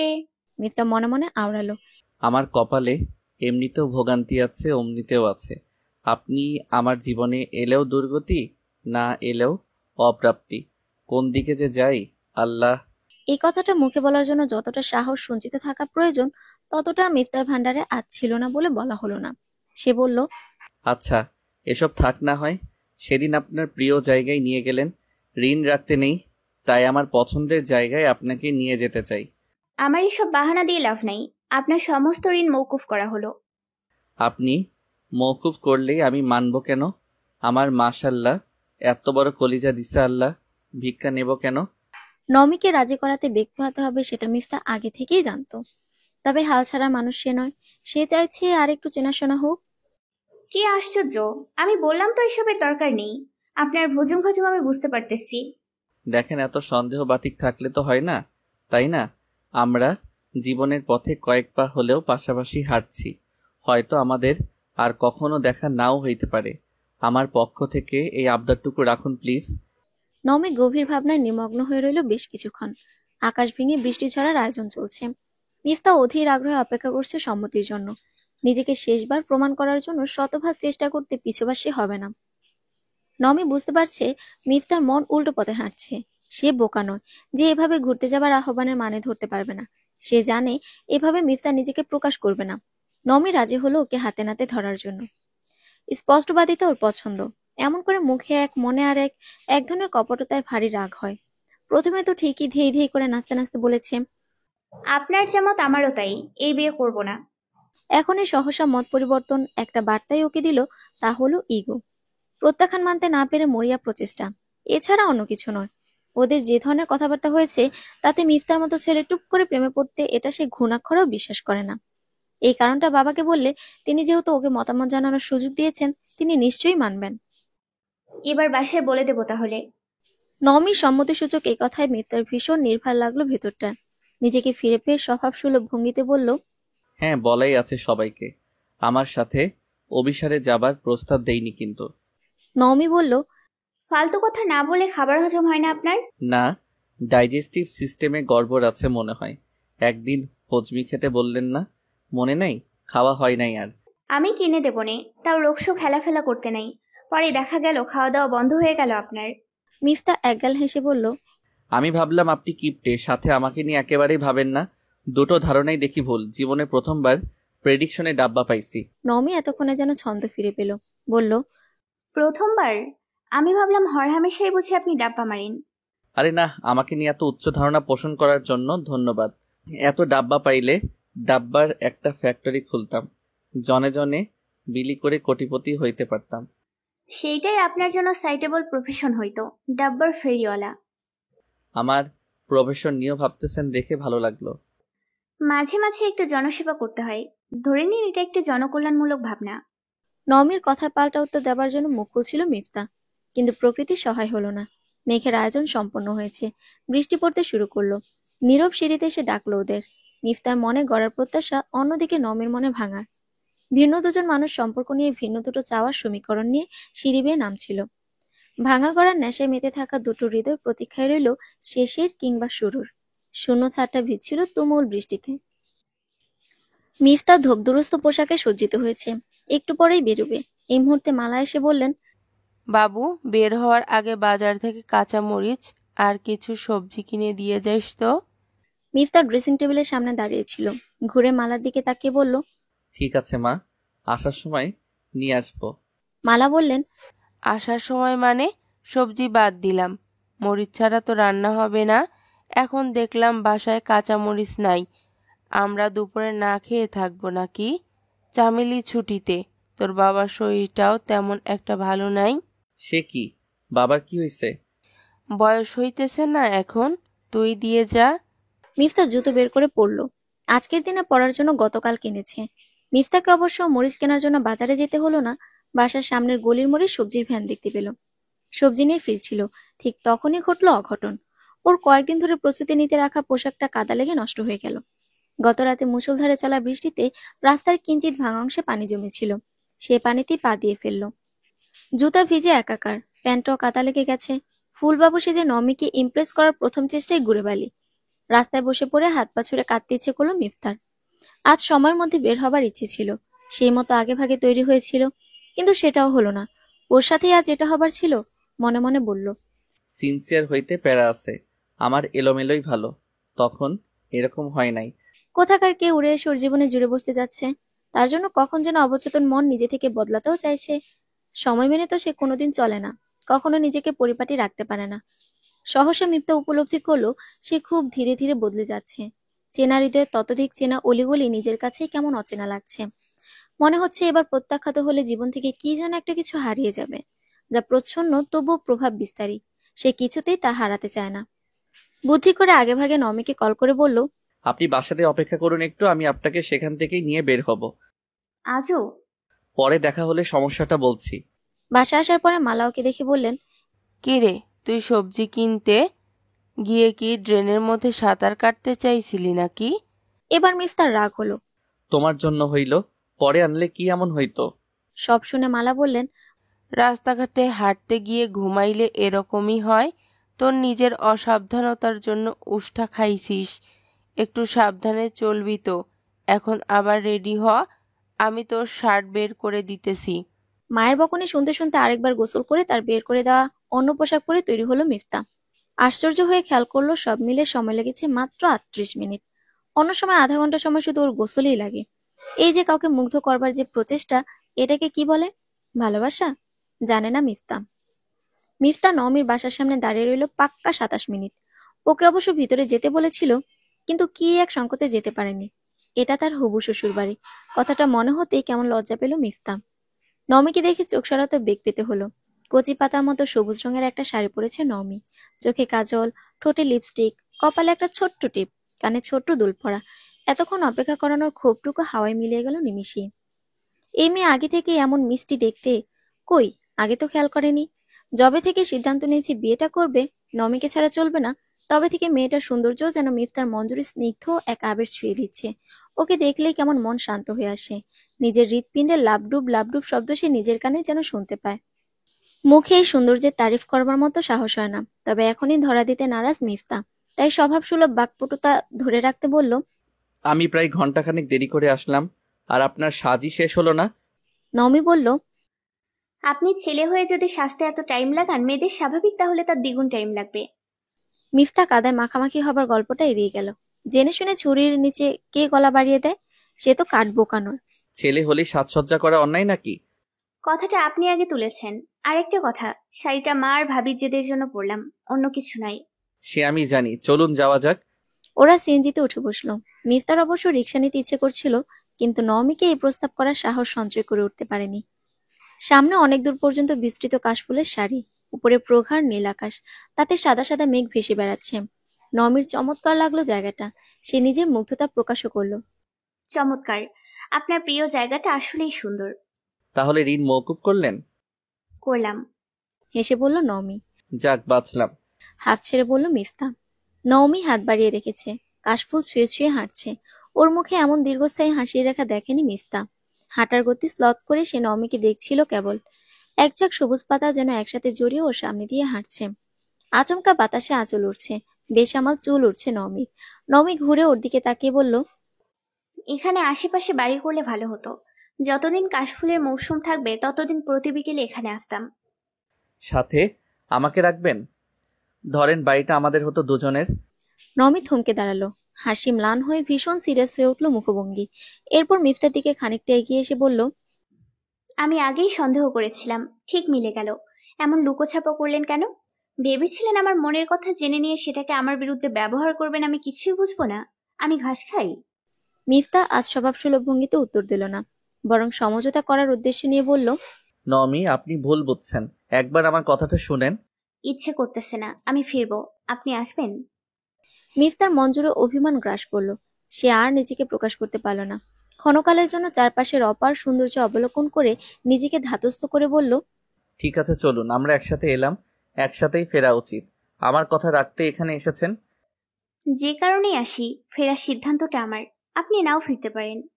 মিফতা মনে মনে বলল, আমি ফিরে যাব ঠিকই, কিন্তু আমার হৃদয়টা পুরোপুরি ফিরতে পারবে না।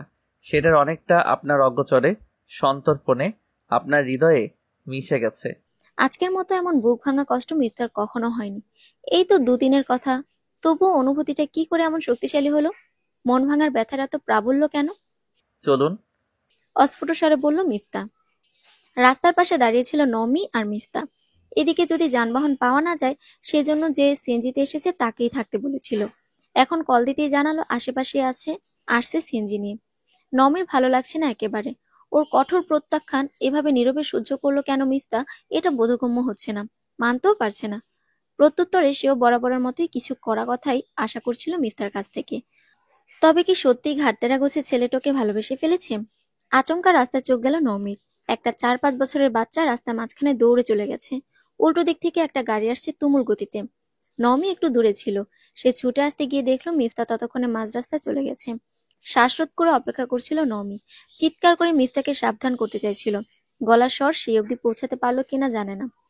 পাশে আরেকজন মেয়ে রাস্তা থেকে ছুটছিল, বোধহয় বাচ্চাটির মা। এসব নওমির চোখে পড়ছে না। কেবল দেখলো পলকের ব্যবধানে দেখলো বাচ্চাটাকে ধরতে পারলো, গাড়িটা মিফতাকে ধাক্কা দিয়ে গেল। নওমি রাস্তার পাশেই বসে পড়লো। পায়ের এক ফোঁটা শক্তি নেই ওকে বইবার।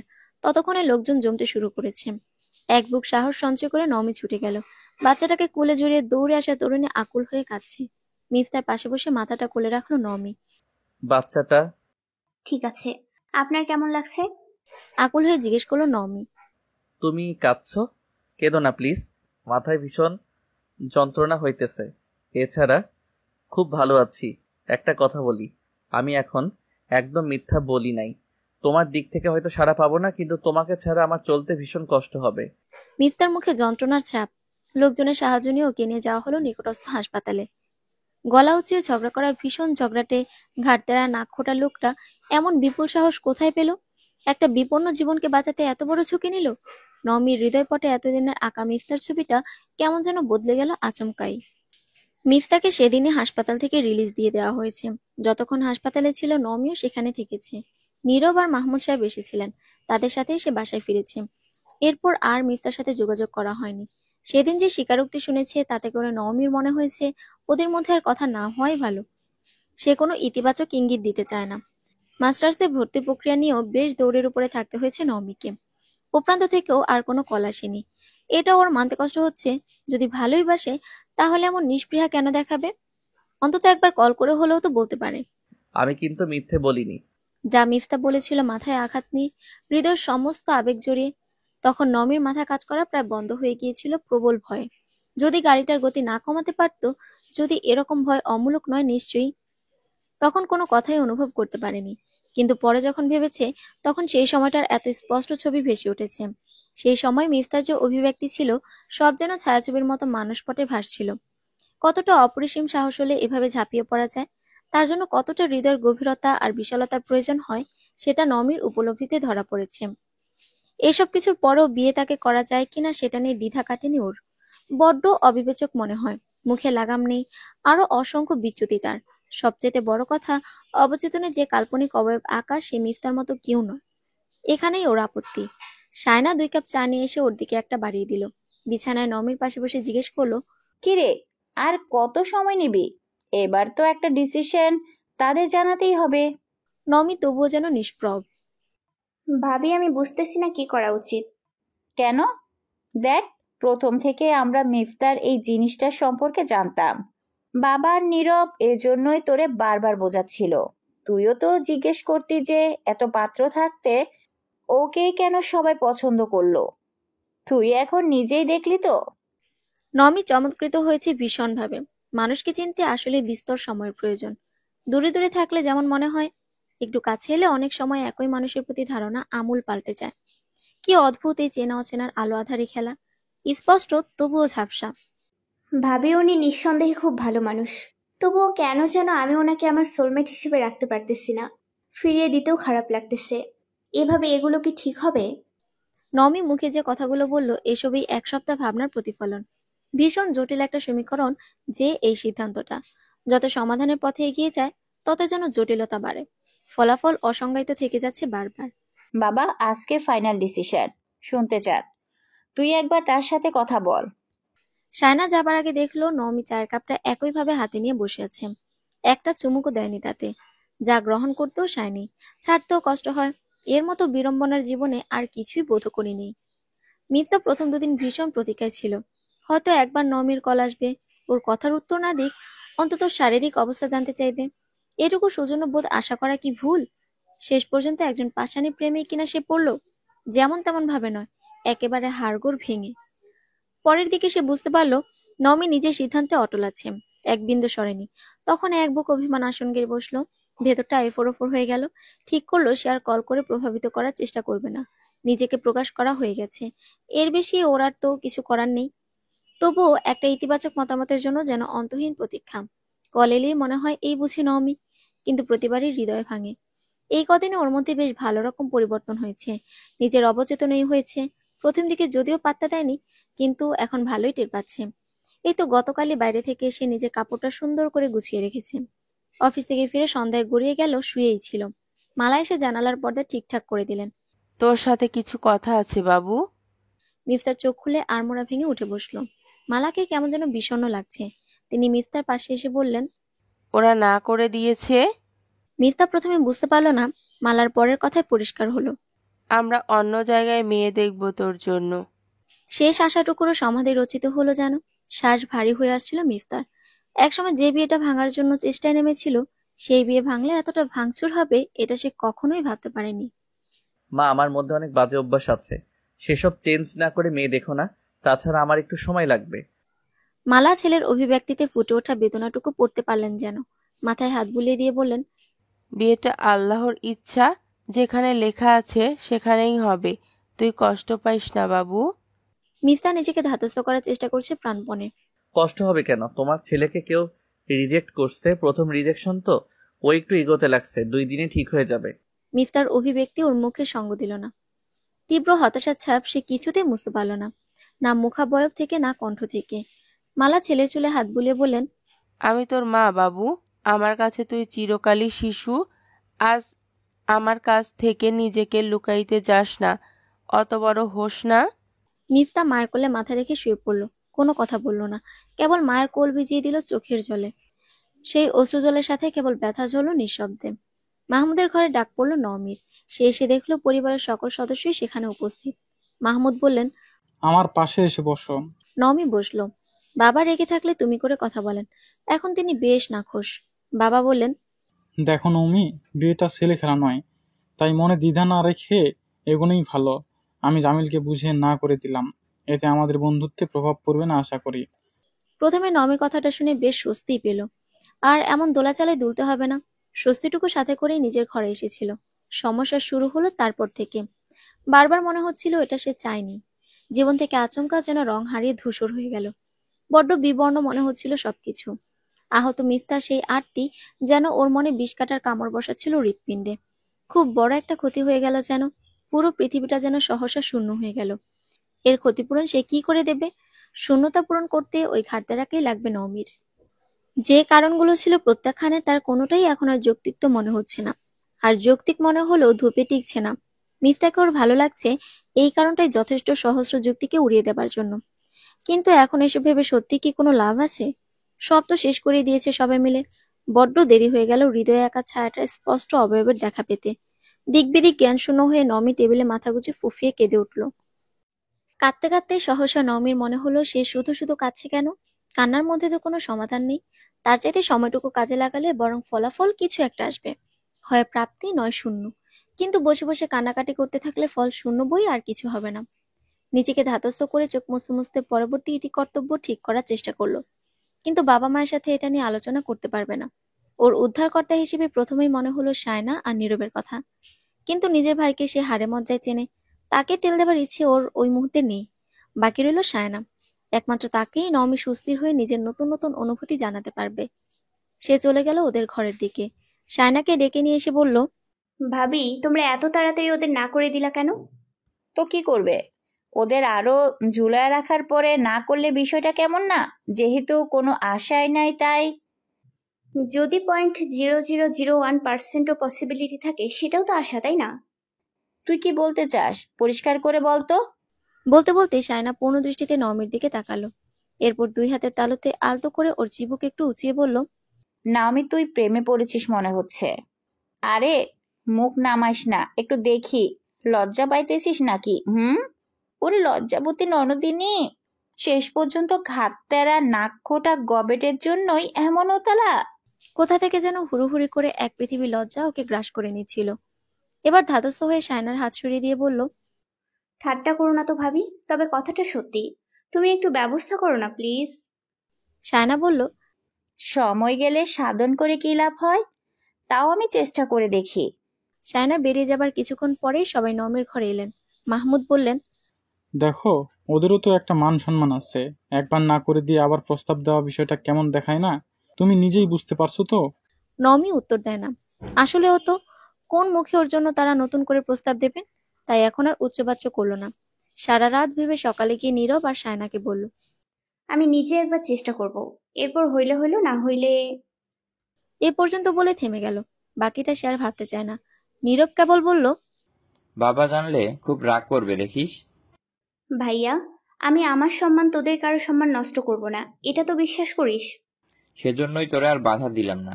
শুধু বুঝতে একটু দেরি করিস আর সবসময় মাথা হুটহাট গরম করিস। এছাড়া আর কোনো বদ অভ্যাস আছে আমার বোনের? কপট রাগ দেখিয়ে নওমি বলল, সুযোগ পাইলেই আমার নামে নিন্দা করার সুযোগ ছাড়ো না। বলতে বলতে খেয়াল করলো নওমির চোখ দুটো ভিজে আসছে। পরিবারের মানুষের বিশ্বাস, সাপোর্ট অনেক বড় অর্জন, যা সে 2 হাত ভরে পেয়েছে। মিফতা যেহেতু নিজের হৃদয় খুলে দিয়েছিল একবার, নমি সেটা তার হৃদয় দিয়ে পড়তে ব্যর্থ হয়েছিল। সেহেতু এবার হৃদয়ের কপাট খোলার পালা ওরই। ভনিতা জিনিসটা নমি জানে না। ঠিক করলো সরাসরি মিফতার সাথেই কথা বলবে। অনুভূতির সাথে অন্যজনের অনুভূতি মিলেমিশে একাকার হলেই না হয় বাসায় বড়দের সাথে কথা বলবে। সেই ভাবনা মতো বিকেলে ইরাকে নিয়ে বেরিয়ে মিফতার অফিসের সামনে এসে নামলো। অফিসের বিপরীত পাশে একটা ক্যাফেটেরিয়া, সেখানে এসে বসলো দুজন। এরপর ইরার মোবাইল থেকে কল করলো মিফতার নম্বরে। নিজের নম্বর থেকে কেন যেন করতে ইচ্ছে হলো না। ভেতরে কেমন যেন একটা চিনচিনে ব্যথার মতো অনুভূতি হচ্ছিল। মিফতার সাথে কথা বলতে গেলে সে সবসময় বড্ড লাগামহীন হয়ে যেত, যা মুখে আসতো বলে ফেলতো। তখন অবশ্য বিরক্তি থেকেই বলতো, কারণ অপর প্রান্ত থেকেও তিক্ত উত্তরই আসতো। দুজনের মধ্যকার এই টম অ্যান্ড জেরি কেমিস্ট্রি কখন যেন এক আলোকবর্ষ দূরত্ব চুম্বকীয় আকর্ষণে একটা হৃদয়কে অন্য হৃদয়ের ঠোকাঠুকি পর্যায়ে নিয়ে এসেছে। হৃদয়ের বেগ আলোর বেগের চাইতে বেশি নাকি? তা না হলে কি আর নিমেষেই বিরক্তি ভালো লাগা হয়ে ধরা দেয়? ভালোবাসার উষ্ণতা যেন মন্দ বাসার কঠিন বরফ গলিয়ে টলটলে তরলে রূপান্তরিত হয়ে গেছে। কখন হলো সে নিজেও বুঝতে পারল না। মিফতাকে নমি গবেট বলে, অথচ সেই আগে নিজের হৃদয়কে পড়তে পেরেছে। আকাশ পাতাল ভাবতে ভাবতে মিফতা কল রিসিভ করলো। হ্যালো, আমি নওমি। এটুকু বলতে নিজের সাথে কসরত করতে হলো। ও প্রান্তে ক্ষণকালের নীরবতা। এরপর শোনা গেল, ও আপনি কল করেছেন? মানে ঠিক বিশ্বাস হইতেছে না। আপনার অফিস আওয়ার শেষ কয়টায়? কেন? কেন মানে? প্রশ্নের উত্তর দিলে আমি নিশ্চয়ই আপনার সম্পত্তি দখল করব না। অফিস আওয়ার কয়টা পর্যন্ত প্রশ্ন করলাম, আর আপনি এমন ভাব করতেছেন মনে হইতেছে স্ট্যাম্প পেপারে সই করে আপনার সম্পত্তি লিখে নিতেছি। 5টায়। মিফতার গলার বিস্ময় স্পষ্ট বোঝা গেল। এখন বাজে 3:56। আপনি কি আজ একটু আগে আগে বেরোতে পারবেন, নাকি আমি অপেক্ষা করব? আমি কিছুই বুঝতে পারি নাই। একটু ম্যানেজ করে অফিসের বাইরে আসেন, আমি সামনের ক্যাফেটেরিয়ায়। কিন্তু আমার অফিস বারবার অকারণে ছুটি দিবে কিসের জন্য? বিয়েটা বুঝি অকারণ? একেবারে বিয়ের জন্য ছুটি নিয়ে বের হতে পারেন। মিফতার অপ্রস্তুত কাশি ভেসে এলো। কার বিয়ে? আগে নামুন না, তারপর বলছি। আপনার ভাবভঙ্গি আমার ভালো ঠেকছে না। কি মতলব বলেন তো? নমি প্রাণান্তকর চেষ্টায় হাসি গোপন করে অত্যন্ত সিরিয়াস ভঙ্গিতে বলল, মতলব? আপনি মনে করতেছেন আপনি নামলেই আপনারে কিডন্যাপ করব, এরপর মাথায় রিভলভার থেকে কাজী অফিসে নিয়ে গিয়ে বলবো বিয়ে কর নইলে খালাস, এরকম কিছু? আপনার বিশ্বাস নাই নওমি? করতেও পারেন। খুব ডেঞ্জারাস বুঝি? যাই হোক, আপনি নিজেই বিয়ে ভাঙছেন, আবার কেন আসলেন আজকে? আপনি তো দেখছি ভালো রকম উজবুক আছেন, বোঝেন না? সেদিন তো তুমি বলতেছিলেন, আজ আবার আপনি যে। সেদিন মনে হয়েছিল এই অধিকার বোধহয় পাইছি, আজ জানি আমি সেদিন ভুল ছিলাম। ভালোবাসলে বুঝি এত সহজে হাল ছেড়ে দিতে হয়? ভালোবাসি বলেই যে তার অনিচ্ছায় তার পেছনে ঘুরবো, সেটাও কি সম্ভব? মিফতা, আমার ভীষণ সিরিয়াস একটা কথা আছে আপনাকে বলার, ফোনে বলতে চাই না, একবার আসুন প্লিজ। ঠিক আছে, আসছি।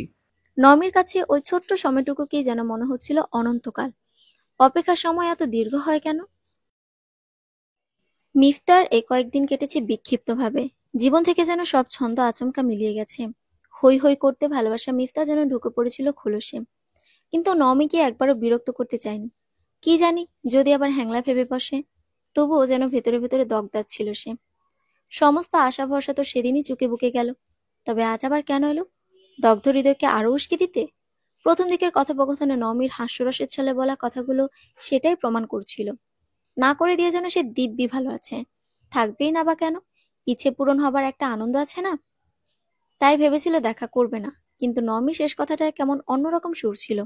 মনে হচ্ছিল যেন ওরা দুজন যেন একই আগুনে জ্বলছে। ওই আহ্বান এড়ানোর সাধ্য ওর হলো না। একবার গিয়েই না হয় দেখা যাক। ওরা তিনজন একসাথে রাস্তায় নেমে এলো। মিফতার মনে হলো সহস্র বছর ধরে যেন ওর চোখ আর মন তৃষ্ণিত ছিল। আজ সেই অনন্ত তৃষ্ণা যেন কিঞ্চিত মিটল। বিক্ষিপ্ত মনটা একটু যেন শান্ত হলো। নমি শাড়ি পরেছে। মিফতার ভাবতে ভালো লাগলো এটুকু ওরই জন্য। ওদিকে এরার সাথে সৌজন্যের স্বার্থে নমি বলল, থ্যাঙ্কস দোস্ত, তোরে আর দেরি করাই না দেই, রিক্সায় তুলে দেই, পৌঁছায় জানাস। ইরা অম্লান বদনে বলল, আমার দেরি না, নিজের সেটা বুঝতেই পারছিস দোস্ত। আসি, অল দ্য ভেরি বেস্ট। এরপর মিফতার দিকে তাকিয়ে দুষ্টুমি মাখা হাসিতে বলল, দাওয়াত টাওয়াত দ্রুত দিয়েন ভাইয়া। মিফতা এবার যেন খানিকটা আঁচ করতে পারছে। তবুও এবার সে একবারে ভাবতে চায় না। ক বললে ক বুঝবে, কা বললে কা। বাংলা অভিধানে ক কা দিয়ে অজস্র শব্দ আছে, তাই বাড়তি কিছু ভাবতে বা বলতে চায় না। ওরা হাঁটতে শুরু করলো ফুটপাত ধরে। মনে পড়লো জুতা হাতে দুজন এভাবেই কাছাকাছি হাঁটছিল। ওদের ছবি ভাইরাল পর্যন্ত হয়েছিল। এটা মনে হতেই মিফতা প্রশ্ন করলো, আচ্ছা, আপনি তো সেই ফটোগ্রাফারের সাথে কথা বলছিলেন, আমাদের ছবি ছাড়লো যে, এরপর কি বলছিলেন? তেমন কিছু না, বললাম 1 ঘন্টার মধ্যে ছবি না সরাইলে প্রাইভেসি হ্যাম্পার হবার দায়ে সাইবার ক্রাইমের আওতায় মামলা করা হবে। মিথ্যা মিথ্যি মামা চাচার পাওয়ার দেখাইলাম, সুসুর করে কাজ হয়ে গেল। যাক, আপনার হম্বি তম্বিতে কিছু ভালো কাজও হয় তাইলে। কি বলতে চাইলেন, আমি অকাজে হম্বিতম্বি করি? মিফতা তর্কে গেল না আজ। নীরস গলায় বলল, আমার বোধহয় শোনার কথা ছিল, সেজন্যই আসলাম। বলুন এখন। নমি হাঁটার গতি স্লথ করে মাথা ঘুরিয়ে মিফতার ঠিক চোখ বরাবর চোখ রেখে বলল, যে অধিকার ভুল করে আবারও আপনি বলে সম্বোধন করতেছেন, সেই অধিকার আজ থেকে আপনার আছে, ধরে নিন। মিফতার কয়েক মুহূর্ত সময় লাগলো কথাটাকে আত্মস্থ করতে। এমন শ্রুতিমধুর কথা যেন সে আগে শুনেনি। মধু বর্ষিত হচ্ছিল যেন। শুধু তুমি বলার অধিকার? কি বলতে চাইলাম বোঝেন নাই? আপনি আসলে এমন উজবুক নাকি ভাব নিতেছেন? আরে না বললে বুঝবো কি করে? আসলে বুঝতে পারেন না? মেয়েরা সব কথা কিন্তু মুখ ফুটে বলে না, আমি তবু অনেকটা বললাম। আমার যে শুনতে ইচ্ছে করে, তুমি সত্যি কোনো দ্বিধাদ্বন্দ্বে নেই তো? যা দ্বিধাদ্বন্দ্ব ছিল সব বাষ্প হয়ে মিলিয়ে গেছে। এখন যা পড়ে আছে তা কেবলই সম্মতি। বুঝতে একটু দেরি হইল এই যা। ভালোবাসো যে, এটা বলবে না? এখন না, বলবো হয়তো কখনো। তবে আমি চাই মুখে না বললেও যেন ভালোবাসে মাখামাখি থাকে আমাদের ঘর। আরো স্পষ্ট করে বলতে হবে ঘাটতারা গবিট মশাই। কিঞ্চিত একটা ডাউট আছে। আমার কিছু জিনিস তোমার পছন্দ নয়। হুট করে অভ্যাস পাল্টানো সম্ভব নয়। বদ অভ্যাসগুলো আমি নিজেই ছাড়তে চাই। তবে কিছু জিনিস আমার স্বকীয়তা, সেসব। যেগুলোতে স্বাস্থ্যের ঝুঁকি আছে সেসব বাদ দেওয়াই উচিত। বাকি রইল সক্রিয়তা। সেসব আছে বলে হয়তো একসাথে পথ চলতে ইচ্ছে করছে। তুমি না করে দেয়ায় বাবা মা একটু কষ্ট পাইছে। ওদের ম্যানেজ করা একটু টাফ হবে। আমরা চেষ্টা করব। মিফতার মন ভালো হয়ে গেল পুরোপুরি। শরতে যেন ওর হৃদয় জুড়ে একরাশ বসন্ত নেমে এসেছে।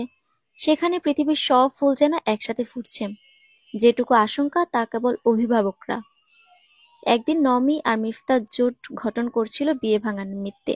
আজ তারা যে করেই হোক বিয়ে হতেই হবে এই মর্মে 2 সদস্য বিশিষ্ট ঐক্যজোট গঠন করলো। দুজনের মিটিং চলছিল কি করে ওদের উদ্দেশ্য বাস্তবায়ন করা যায়। প্রথমে যার নাম এতে সংযোজিত হলো তিনি জহির, মিফতার চাচা, নমির বাবার বন্ধু। একমাত্র তিনিই আছেন যে এই 2 পক্ষের মধ্যে মধ্যস্থতা করতে পারেন। তাই তারা একমত হলো এই বিয়ে বাস্তবায়ন কমিটিতে যে করেই হোক তাকে টানতেই হবে। জহির আঙ্কেল এখন কই? কল দেন তো। নমির কথায় মিফতা বলল, তার আগে আরেকটা কথা, তুমি এখনো আপনি আপনি করতেছো কেন? আরে একবারে হয় নাকি? আস্তে আস্তে হয়ে যাবে। আগের কাজ আগে করা উচিত। এটাও আগের কাজ। ঠিক আছে, তুমি জহির আঙ্কেলকে কল দাও। মিফতা মৃদু হেসে জহির সাহেবের নম্বর ডায়াল করলো। জানা গেল তিনি কি একটা কাজে রংপুর গেছেন, আগামীকাল আসবেন। শুক্রবারে বাসায় থাকবেন কিনা জেনে নিল। নমির কথা এখনই আর তাকে জানানো হলো না। নমিকে ওর বাসার গোলের সামনে পর্যন্ত এগিয়ে দিতে এসেছে মিফতা। বিদায় বেলায় বলল, মরিচা পড়া বুদ্ধিতে একটু শান দাও এবার, বুঝলে? মিফতা দুধারে মাথা নেড়ে বলল, তোমার বুদ্ধিতে তো অতিরিক্ত ধার, ছোঁয়ানোর আগেই ঘ্যাচ ঘ্যাচ ঘ্যাচাং। তাও ভালো। আজ ঝগড়াও মধুর লাগছে মিফতার। বাসায় আসতেই মালা এসে বললেন, শোন না, তোর ছোট খালুর কলিগের এক মেয়ের কথা বলল, আমি ভাবতেছি একবার গিয়ে দেখে আসব। মা, বলছিলাম কি, নমি। শোন, আমি জানি তুই ওরে পছন্দ করে ফেলেছিলি, কিন্তু ওর কথা আর মুখে না আনাই ভালো। মিফতা হতাশ চিত্তে ঘরে ঢুকলো। কি যে হবে। রাতে ঘুমানোর আগে আজ নওমিকে কল করলো নিঃশঙ্ক চিত্তে। ভবিষ্যতের শঙ্কার মেঘ কি করে কাটানো যায় তাই নিয়ে নানা কথার ফাঁকে জমে উঠল পুরনো চেনা খুনসুটি। জহিরকে বুঝিয়ে শুনিয়ে অনেক কাঠখড় পুড়িয়ে রাজি করানো হলো। কারণ তার বহু আগে থেকে সুপ্ত বাসনা ছিল যেন বিয়েটা হয়। তিনি 2 পরিবারকে আকার ইঙ্গিতে কিঞ্চিত আভাস দিয়ে একসাথে বসতে রাজি করালেন। সকল পক্ষের অংশগ্রহণে বৈঠক বসল জহিরের বাসাতেই। তিনি বোঝালেন, দেখো, পোলাপান মানুষ, ওরা রক্ত টকবগে। হয়তো অনেক কিছু সহজেই মাথায় ঢুকে, আবার অনেক কিছু সহজে বুঝতে পারে না। প্রথম দিকে কোনো কারণে ওদের ম্যাচ হয় নাই। এখন ওরা নিজেরাই চাইতেছে বিয়েটা করতে। যা হয়েছে ঠিক হয় নাই, কিন্তু এখন ওইসব না ধরে রাখলেই ভালো হয় না? নীরব কেবল নওমির কানে কানে প্রবাদ বাক্য আওড়ালো। ভাবিয়া করিও কাজ, করিয়া ভাবিও না, মনে রাখিস কিন্তু।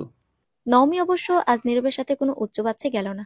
এসএসসি পরীক্ষার আগেও ওর এতটা চিন্তা হয়নি যতটা আজ হচ্ছিল। অন্যপ্রান্তে মিফতা বসে আছে, আর চোখে নওমি দেখল। সেও অস্থির বোধ করছে, আনমনেই মাথা চুলকাচ্ছে। নাকে হাত দিতে গিয়ে চকিতে একবার ওর দিকে তাকিয়ে হাত নামিয়ে নিল।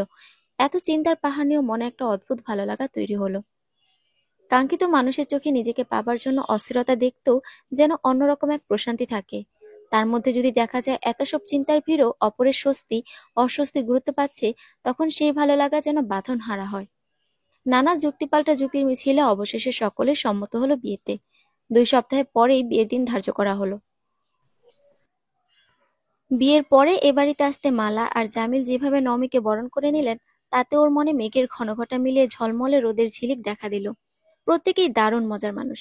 মালা বললেন, তোমাদের এখন বিয়ে হয়েছে, ম্যাচিউরড মানুষ। মিফতার মধ্যে কিছু ছেলে মানুষই আছে, অলস কিন্তু সারল্য আছে। তোমাকেও আমার প্রথম থেকেই ভালো লাগতো। সংসারে দুজনেরই একটু মানিয়ে চলতে হয়। আমার কোনো উপদেশ দেবার নাই, শুধু প্রাণ ভরে আশীর্বাদ করি তোমরা সুখী হও। নমি সেই আশীর্বাদটুকু হৃদয়ে ধারণ করল। নওমি মিফতার বিছানায় বসে আছে। ড্রেসিং টেবিলের আয়নায় নিজের ফুটে ওঠা প্রতিবিম্ব দেখছে। সত্যি, আজ সে বিবাহিত। কেমন অবিশ্বাস্য লাগছে সবকিছু। এর মধ্যে চামেলি এলো ঘরে, হাতে কিছু খাবার। এসে বলল, খালাম্মা পাঠাইলো, রাইতে খিদা লাগতে পারে। নওমি মৃদু হেসে সম্মতি জানালো। আয়না থেকে চোখ সরিয়ে নিল। একটা কথা কমো ভাবি, ভাইজান তো পুরো দেবদাস হইয়া গেছিল কয়দিন। নওমি এবার প্রশ্ন করল, তুমি দেবদাসকে চেনো? চিনম না মানে? শাহরুখ খানে কি অ্যাটিন্ডাই না করছে, স্যাক খাইয়ে মাতাল হইছে। তাই ভাইজান কিন্তু মদ খায় নাই, এই জন্য মনে হয় বিয়াডা হইছে। নওমি এবার মৃদু শব্দ করে হাসলো। তখনই মিফতা ঘরে প্রবেশ করলো। কি হয়েছে চামেলি? চামেলি মুখ খোলার আগে নওমি বলল, ছ্যাঁকা খেয়ে কেমন দেবদাস হয়েছিল তাই বলল। ওদিকে চামেলি বিদায় নিতে নিতে বলল, একটু লাইকে ফেল মারছেন দেবদাস হইতে, বোতল ধরলেই একেবারে খাপে খাপ। মিফতার চেহারাটা হয়েছে দেখার মতো। সে ধমক দিতে যাচ্ছিল, কিন্তু নওমির হাসিতে তা বাধাপ্রাপ্ত হলো। চমৎকার মেয়ে তো চামেলি। হ্যাঁ, তবে কথা একটু বেশি বলে। আমার ভালো লাগছে এই বাড়ির সবাইকে, মা বাবা চামেলি। এটুকু বলে নওমি থেমে গেল। মিফতার নিজের নাম না শুনতে পেয়ে হতাশ গলায় নিজেই প্রশ্ন করলো, আর মা বাবার একমাত্র ছেলে কেমন? মাথার কিঞ্চিত স্ক্রু ঢিলা, তবে তাকেও ভালো লাগে বলেই তো আজ এখানে।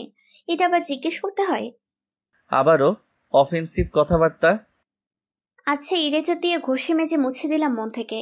তোমার সারল্য আমার বেশি ভালো লাগে। আমার ক্ষেত্রেও যদি একই প্রশ্ন করি? মিফতা এক মুহূর্ত না ভেবে উত্তর দিল, অকপটতা আর স্পষ্টবাদিতা। ঝগড়াটাও? মিফতা জানালার পর্দা সরিয়ে দিল। জানালার ফাঁক গলে ঘরে প্রবেশ করলো চাঁদের রূপালি আলো। ওদের মনেও বোধ হয়। মিফতা আচমকা বলল, তুমি ঠিক ওই চাঁদের মতোই স্নিগ্ধ। প্রত্যুত্তরে নওমি বলল, তুমি আর আমি কি চন্দ্রগ্রহণ? না, আমি চাঁদের ওই চন্দ্রবিন্দুটা, যা ছাড়া চাঁদ অসম্পূর্ণ। কথাগুলো হয়তো ক্লিশে, অনেক প্রেমিক তার প্রেয়সীর মুখপানে চেয়ে হয়তো বলেছে। তবুও একটা অদ্ভুত শিহরণ খেলে গেল নওমির মধ্যে। সে স্থির দৃষ্টিতে তাকিয়ে রইল মিফতার দিকে। কেমন যেন ধক করে উঠল ভিতরে। হৃদয় কি সে এই মানুষের ছায়া এঁকেছিল এতকাল ধরে? হৃদয় পথে যে ধুলো উড়িয়ে হেঁটে চলে যায়, ধরা দেয়নি কোনোদিন, এই কি সেই? নিশ্চয়ই তাই, নইলে এমন লাগছে কেন? নওমি লজ্জায় উত্তর দিল না, নিজেকে ধাতস্থ করে বলল, বাবা, ঝগড়া ছাড়াও দেখছি অনেক ট্যালেন্ট আছে তোমার। যাক, কিছুটা হলেও তো বুঝলে, বুদ্ধির উন্নয়ন হচ্ছে। এই আকাঙ্ক্ষিত রাত ওরা স্মরণীয় করে রাখতে চায়। এমন দারুণ মুহূর্ত জীবনে বারবার বারংবার ফিরে আসুক, সেই চাওয়া নিয়ে সংসার জীবন শুরু হলো ওদের। পরিশিষ্ট। বিয়ের পরে 5 মাস গত হয়েছে। সময়টা যেন দেখতে দেখতে চলে গেল। ওদের মনে হলো এই তো সেদিন দেখা হলো। কেউ নওমিকে যদি জিজ্ঞেস করে ওদের লাভ ম্যারেজ নাকি অ্যারেঞ্জ ম্যারেজ, নওমি উত্তর দেয়, হাফ অ্যারেঞ্জ হাফ লাভ। লাভ অ্যারেঞ্জ বলা যায় আর কি। আজ ওরা এসেছে নওমিদের বাড়িতে। সায়না আর নীরবের সাথে ওরা এসেছে ছাদে। এখানে আজ সারা রাত আড্ডা হবে। সপ্তাহখানেক হলো জানতে পেরেছে সায়না মা হবে। তাতে নীরব সহ বাড়ির সকলেই ভীষণ খুশি। নওমি চাপা গলায় পাশে বসে মিফতাকে বলল, আমার ভাইয়ের কাছ থেকে টিউটোরিয়াল নিবা, বুঝলা? কথাটা সায়নার কানে আসতেই সে বলল, মিফতাও তো তোরে কত ভালোবাসে। ভালো তো অবশ্যই বাসে, কিন্তু আমাকে তেমন একটা খেয়ালই করে না। মানে? মিফতা বিস্ময়ে ভিভূত গলায় বলল, আমি আজকে 5 দিন হলো হেয়ার স্টাইল চেঞ্জ করেছি। ভাবি, তুমি বিশ্বাস করবা, ও বাসায় আসলে আমি জিজ্ঞেস করলাম আমাকে আজকে কেমন লাগতেছে। সে গদগদ হয়ে কথার সুর মিলিয়ে বলে, তুমি তো সবসময় ভীষণ সুন্দরী, আজও তেমনই চমৎকার লাগছে। আমি বললাম আমার মধ্যে কোনো চেঞ্জ আসছে কিনা। বলে, কই না তো। ও তাই তো বলি, কি যেন একটা চেঞ্জ। মিফতা এবার সব বুঝতে পেরেছি ভঙ্গিতে কথাটা বলল। ভাবি, দেখলা? এইবার বলো ও খেয়াল করে আমাকে।